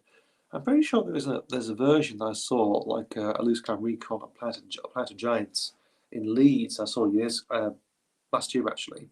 Yeah, I ripped them off the internet, of course. I think so, like files or something like of I don't know actually. Just off the internet, like Daily Motion or something like that. I don't really know actually.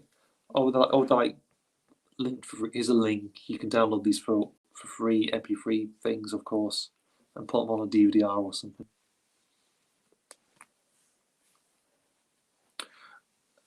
What's this? I did make iOS files for each using free DVD software to make the menus and stuff. Okay, so like, I think you demonstrate these, didn't you? So like they're like clean menus, aren't they? So like clean menus, your own stuff, added footage, pictures in. So like how they would make it, really, I would say something like that.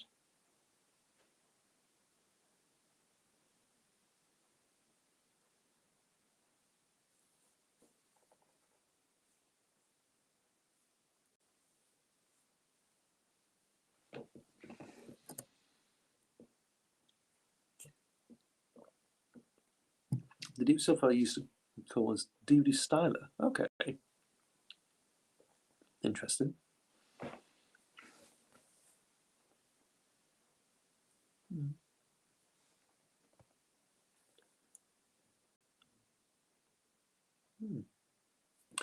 Speaking of those downloading stuff from like loose cannon, whatever. Have you heard about those? What do you call them? Some people have actually edited down some classic stories for like or something, like bite-sized Doctor Who stories. Have you heard about that actually? And you know how these sort of edited them. You can actually download them for free apparently. Well, I've heard. You know, like a couple of people just sort of like. I think they take a few classic stories. Basically, it's just like edit them down, give it the fluff or something or whatever. What do you think of that? Do you think that might be interesting, or do you think it's not worth it or anything like that? Do you prefer like spoil along, or do you think no, I haven't? So you haven't heard of them actually. Um, Someone mentioned, I think they mentioned on Twitter they did, unless it's been going around on YouTube as well. So I've heard it on Twitter. I did by I think it's Billy Garjon who mentioned it actually, but I think he linked it to a website. They haven't done all the stories, but they've done quite a couple of them actually. I think season 12 is a lot actually on that one, but they're doing quite a few actually. I think they've edited them down to like whittled them down to about 30-40 minutes, I think. Like what the BBC had done actually with they did it quite a couple of years ago. I think on the Doctor Who YouTube channel, I think they sort of edited them down a bit. I think to about 30 minutes or something, like a bite-sized version of like Ghostlight or something. I think I remember. That would call anything. You know, that would have been sort of interesting. That'd been interesting, really. I don't know if I can check on here if I can split screen it or something on this thing. I'm not entirely sure. I don't think so. No, do I? I don't know. I believe these kind of used to offer VHSs as they did. They send them on a blank tape of the requested length. Okay. All you do is send them from the blank tape. Okay, so like you just want to send them for a 4-part story or something. I did see a cut down version of Deadly Assassin. That's on the Doctor Who YouTube channel, isn't it? That they put it on. I think that was like to do with the release of season 14. I think because I think I remember seeing one on Ghostlight as well when they were doing season 26. I think. But apparently some people have done it. You can actually download it. I don't know if it's still there or not. I don't know if the BBC got rid of it. I don't know. You know, imagine that.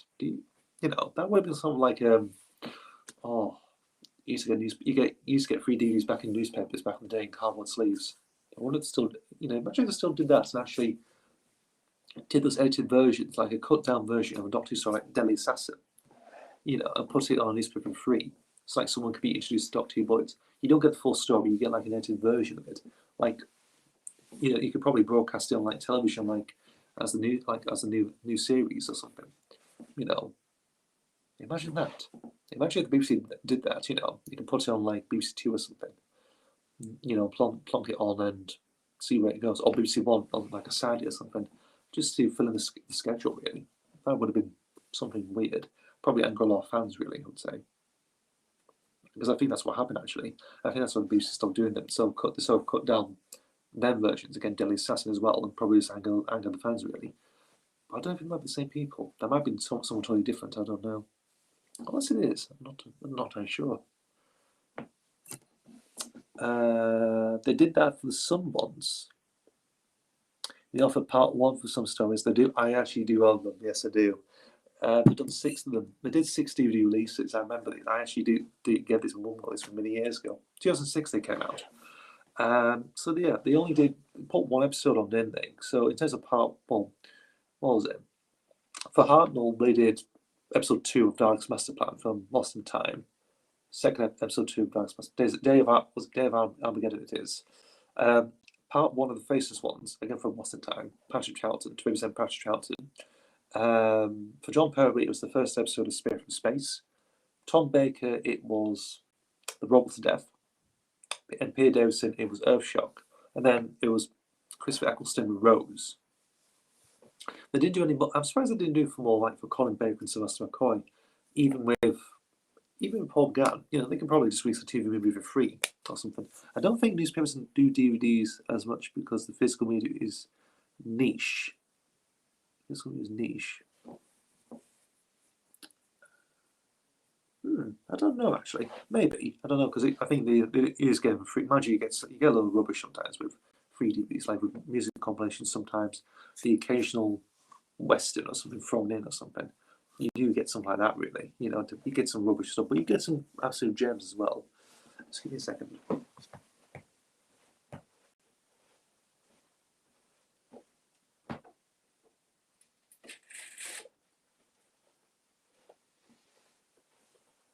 right. Yeah, because I think some newspaper releases I've got, I remember getting some quite interesting few ones. I used to get the horror classics, or the Sun did back in the day. I did actually use that template for movie reviews in Series 6, actually. Because they did John Carpenter's Halloween, Sam Raimi's Evil Dead, the uncut version of that, Children of the Corn, Scanners, Flowers in the Attic, Hellraiser 1 and 2, and I think there's another one, that's an 8 one, I think it was called Dog in the Basement. The other one I have in my collection is The Graduate, which has no extras, menus, or even chapter stops. Oh, really? Graduates. I've never seen The Graduate like on newspaper releases. I think, what famous films I've got really on there. Most of the ones I've got are like carry-on films, really. So I've got quite a few the carry-on series on DVD through newspapers. There's a rare one I remember getting, actually.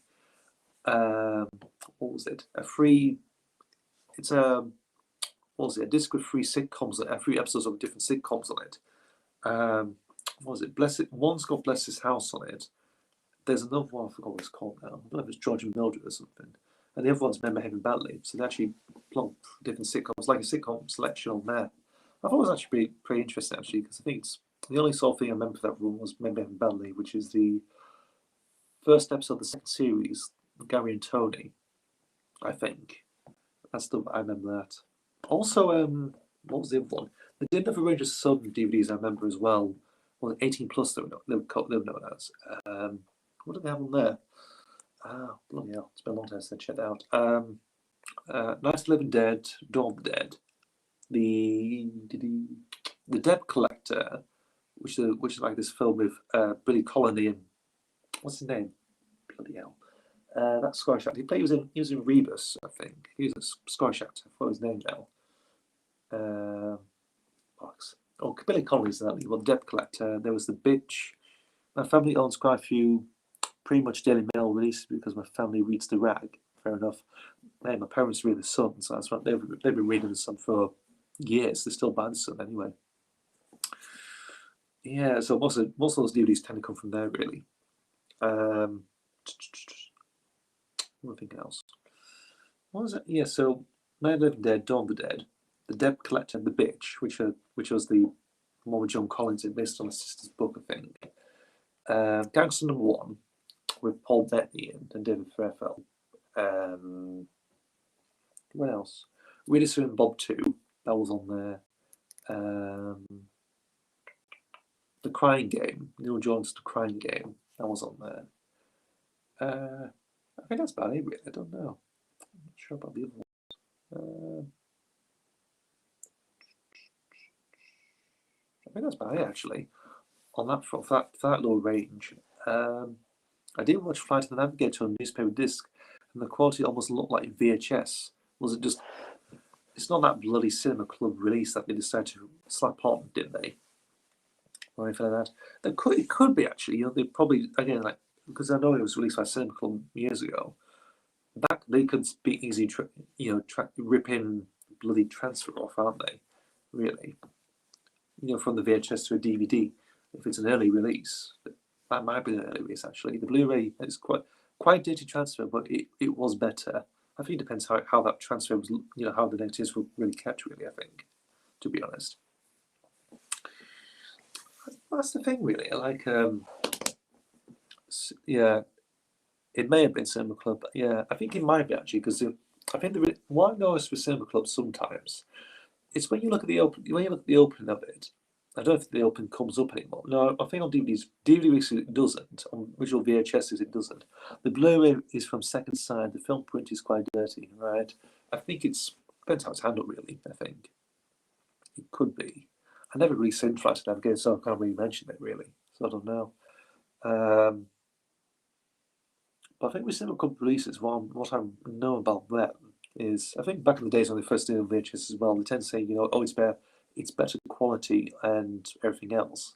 I think you only see that on the original VHS releases, not on DVD releases. They say it's turn it track control to get the better quality or something like that. It's handcrafted over a bunch of lies, really. To be honest, what I know about what company's been up to. All those years ago. So yeah, it doesn't show on the DVDs anyway. They basically do something different with that, of course. But that's what they used to say. That's what they used to say. Like it's high quality tape. You get the best picture quality, which is a lot of bollocks. That is in Cinema Club's eyes, really. I would say. I think the same thing goes to the DVD releases as well, because I think that's just ripped from a VHS transfer, really. It was a Disney film in the US, and the Blu-ray has a Disney logo at the start. Okay, interesting. That's really interesting. There's a Disney film in the US. Here it's released by Cinema Club. That does make sense. That's like like one person's having cereal with milk in, one's having cereal with juice in. It doesn't click. That doesn't click, unless it's a rights thing. I don't know. Yeah, VSAT and BBC had tracking warnings in the 90s onwards. They do, yeah, actually, yeah. Actually, they've always had tracking warnings, don't they? Do they? No, I don't think they do. No, I think in the 80s they didn't. I'm trying to think off the top of my head now. No, I think they never mentioned about tracking warnings in the 80s, especially in the 90s, especially like with the video collection era, that never was. It just basically says, it's like hardened tape or whatever, and it says like, don't bother. I think it's only in the 95 V-Sign idents, they basically showcase that to do, like for tracking warnings or whatever. Yeah, you cry around about that one. Yeah, they didn't have a tracking warnings until 901, and V-Sign until 89. 89. Really? Oh, I never actually know. Oh, it's not the first one in with just black and white writing on, because I'm still thinking it could be actually. Yeah, I think we're right about that. I think. Yeah, I think you're right actually. Yeah, because I think in the original 80s releases they just had the releases saying don't show. Yeah, you're right about that. I'm losing my mind here. And Mark, I've just been playing Minecraft. I didn't expect you to be streaming at this time. Yeah, I'm just still going really because of nothing else to do really. Yeah, which is all given to the most it is actually odd. Yeah, given to the automated tracking. Yeah, I don't know why they did that. Unless people have like different manual, like a manual VCR player. Really, in the 80s, most VCRs had manual tracking. Oh, okay, maybe that's why they probably think they look at people. They probably do like a survey or something, saying most people will probably use them sort of VCRs in whatever in their homes. Really, it's not like unless people do like really routine checks. Like some guy at the door of the company saying, we're still using this one. Okay, probably imposing as a VCR inspector. We don't even know. We don't know how the VHS companies go like that at that point. You know, we're not too sure, especially in the 90s, really. Who knows? Yeah, I always thought that was. I always looked at that as quite strange, really. You know, it's like, you know, do we have to really manually, you know, adjust, adjust everything, really? You know, adjust, like, you know, all that screen's a bit wobbly. Should we just adjust it slightly, like it's like a radio tuner or something, you know, or like an old TV, like trying to get a best single out of it. Who knows? 1984, 19. Okay, that's all. I am. I tried. Right. VC had a pink text. Yes, I know. In '89, they had the Earth graphic with the box with the copyright. They do, yes. 84 to 84. No, I think was it 84 to 86. They had it. They did. Yeah. It says 84, 84 on here. Yeah, I remember that actually. I think I've only got one video that has the grey background, whereas all the rest I have the Earth graphic. They do. Is that what they call? Is that what they call it? The Earth graphic. You know, I would think it was assumed as marble or something. 86, but it's fine, mate. Don't worry, we all, you know, it's all right. You know, maybe a little typo error there. Is that what they call it? The Earth graphic. You know, I just call it marble or camel, or camel marble. I usually call it sometimes. I don't think I don't think they call it Earth graphic or something. Is that what it is? Christ. Yeah.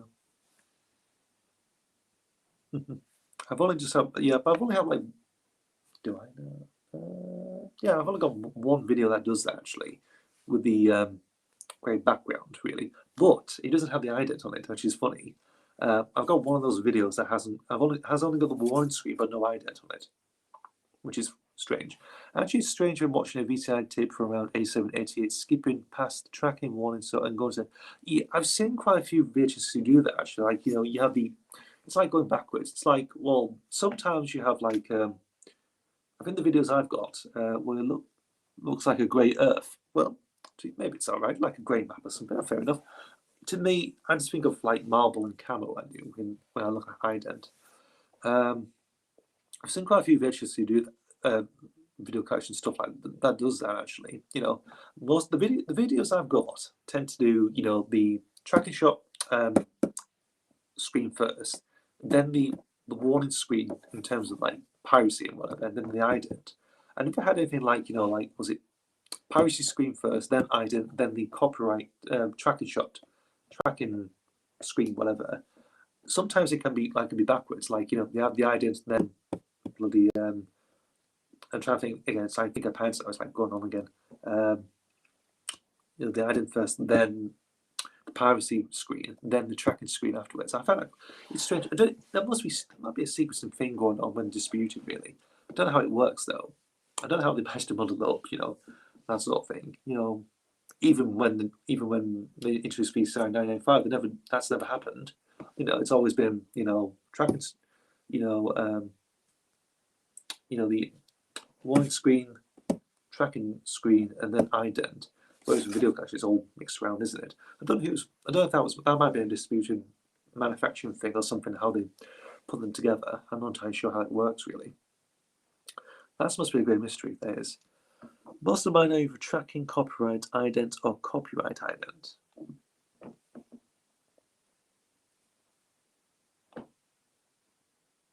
Oh, I see. So tracking, then copyright, then tracking, copyright, then ident, then copyright to ident. Okay.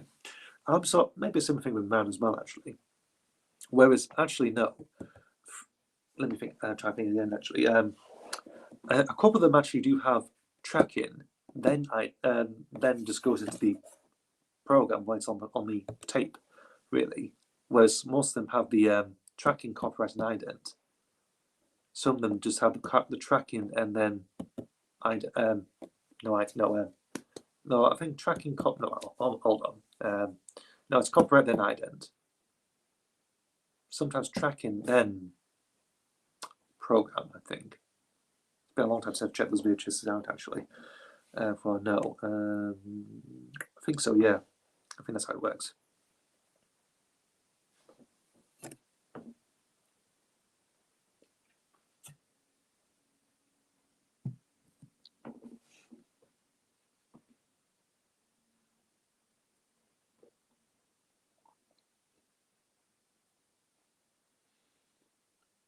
Yeah.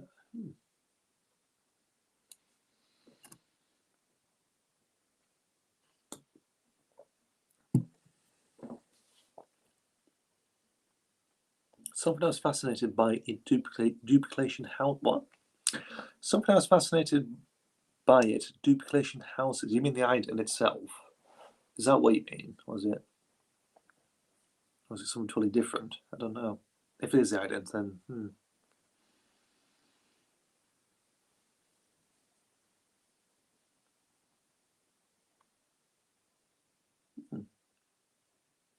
by duplication houses.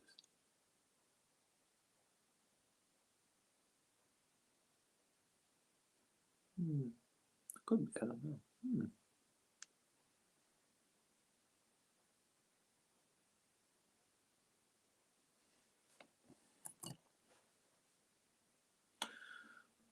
Well, like when he forms into a TV, then it turns into a satellite TV, and then goes around, scattered all over the place. Of course, the Earth background, you call it, the grey Earth background or something.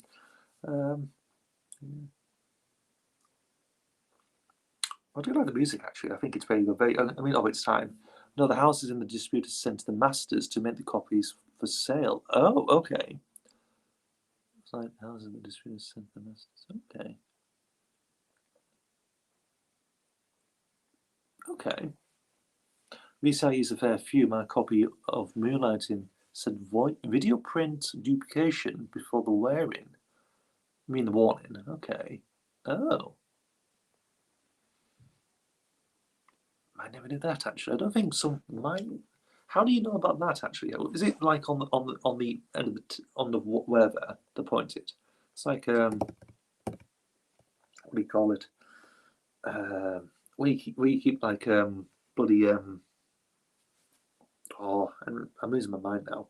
I've been looking at BBC VHS and DVD and one screens as they were on that subject. Okay, so like, where did you find that actually? Was it like, is it embedded on? In the was it you see it on screen or is it on the actual disc or tape itself? How would you know about where it's come from? Is it like a coding system when it's been on there or something, or in the corner somewhere, or is it just like on the actual physical thing itself, or is it the back thing on the casing or something? Where do you find that sort of thing?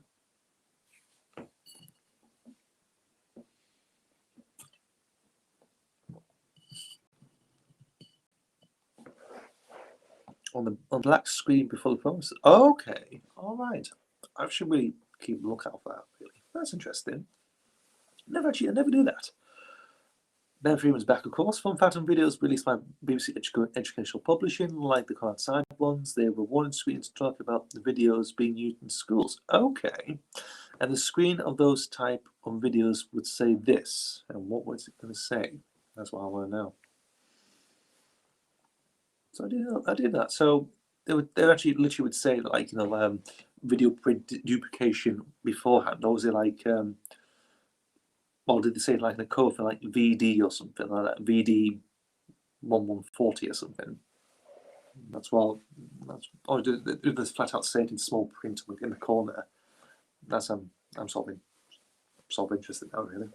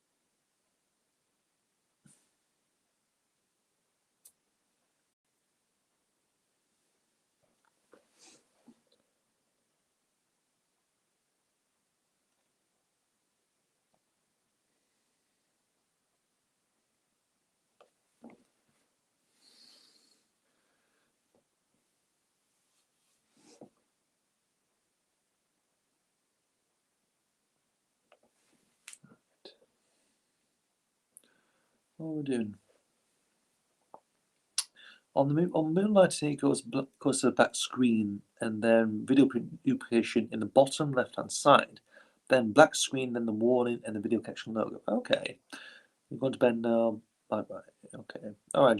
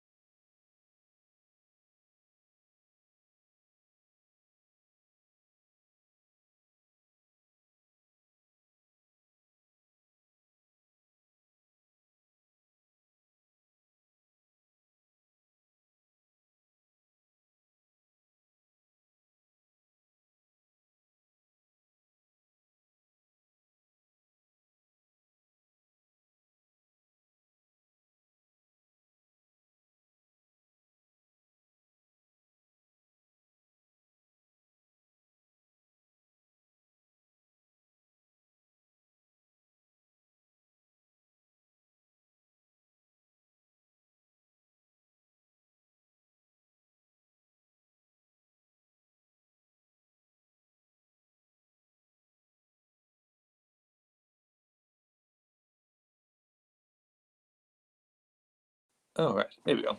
Well, that's still running. That is. Sorry. Is chat still here? Hmm.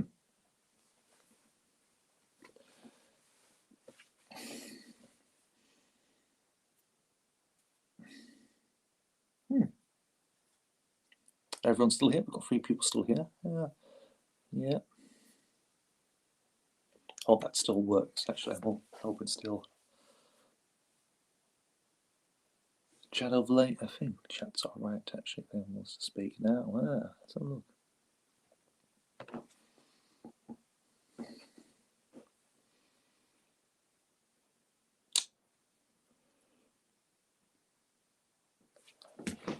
I can do it anyway. Seems alright. Seems been charged up nicely anyway.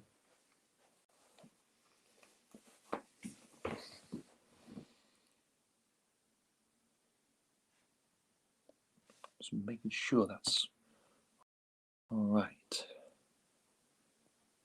Yeah, I think I'm still here. Right. Check now. That's still running. See if anything pops up. Can I really chat with people? Oh. Seems to go over a chat, hasn't it? Oh.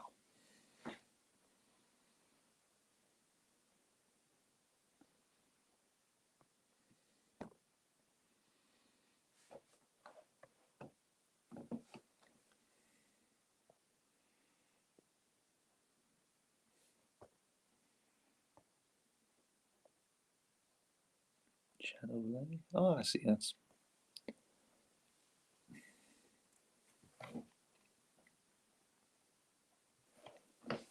will be displayed here. Okay, so if I do that, yeah, right.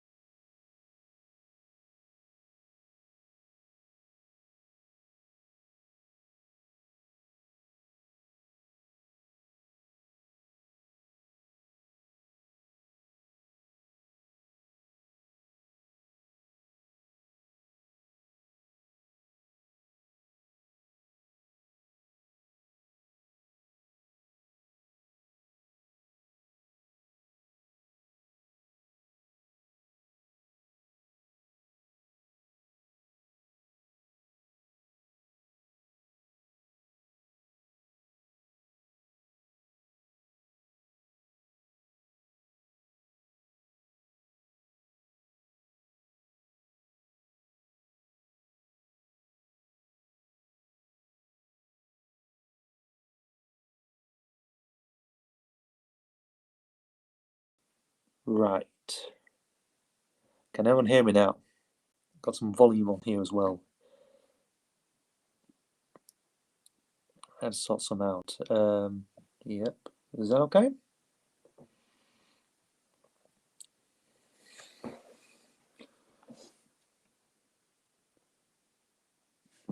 I'll do that. That's brilliant. So fantastic. So that's there. Right. So sorry about the guys. That had a bit of issue. Connection dropped. It did. I had to re-unplug it and try and see if it work. It's finally working now. Sorry if it's lost connection. So what we're talking about here, the text that I send was is different. Are we talking about how scary idents are now? That's scary. No, that's true. Yeah, did you hear about the ones scared being a kid? Oh yeah. Just keep it up in chat really, so everything's all right.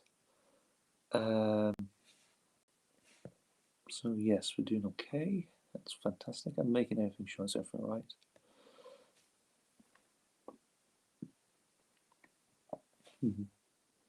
If you're on the subject, I'll talk about how scary idents were. I would probably say I was the one I used to hate a lot. VCI 95 to 2005. I hated that one. That was probably the worst ident I've ever saw in my life. As a kid, it used to freak me out all the time. It's one of them. I think down to its visuals and music, I would probably think it was very freaky as hell. It used to scare me a lot. It did back in the day. I think it took me a long time to really adjust to actually really get to it. I think it was actually 2017. I would say I sort of got around to it, funny enough. But that used to creep me out a lot. That did. All the others were totally fine, but that one, that was something else. I think I saw it at a very young age as well. When I was very young, you know, it just freaked me out. It did. It really that was like that just turned into a phobia. That did. So I couldn't really just, and you know, just really enjoy it. It was not the not the best really. Yeah, but I've sort of got used to it now. It's fine now. I use them as compilations anyway, so that's absolutely fine. Who knows? Just make sure. So it's just you two left on here. That's okay. Indeed.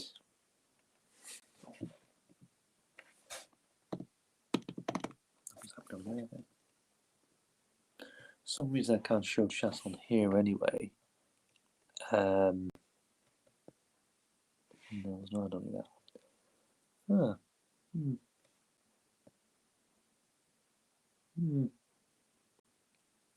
Funny, it's not chatting. Oh god.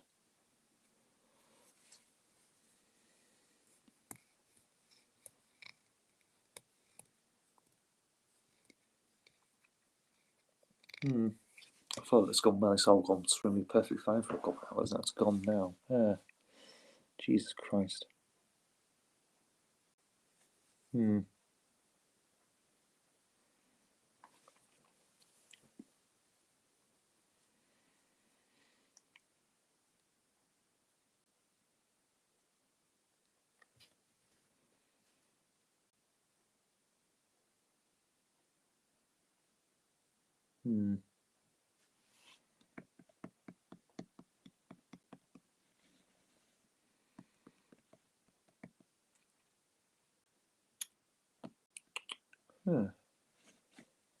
Oh, it's gone well.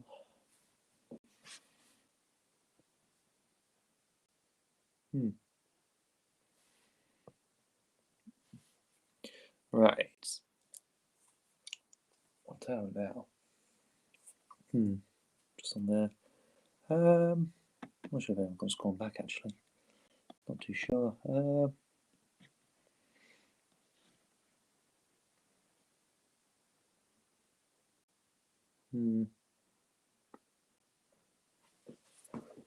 Let's have a look. There. Might have to give it a shot next week. Right. Sorry about this thing, guys. I think what's happened is the whole connection thing sort of still. The chat's gone on here. I can't really do very much about it, and it's quite a bit of haywire really on it actually. So I'm gonna have to end the stream here. But thank you for joining me, and I'll probably see you next week for another live stream, of course, on this channel. Thank you for joining. Thank you very much, of course, and I will see you next week for another live stream. Thank you so much for joining. See you later, guys.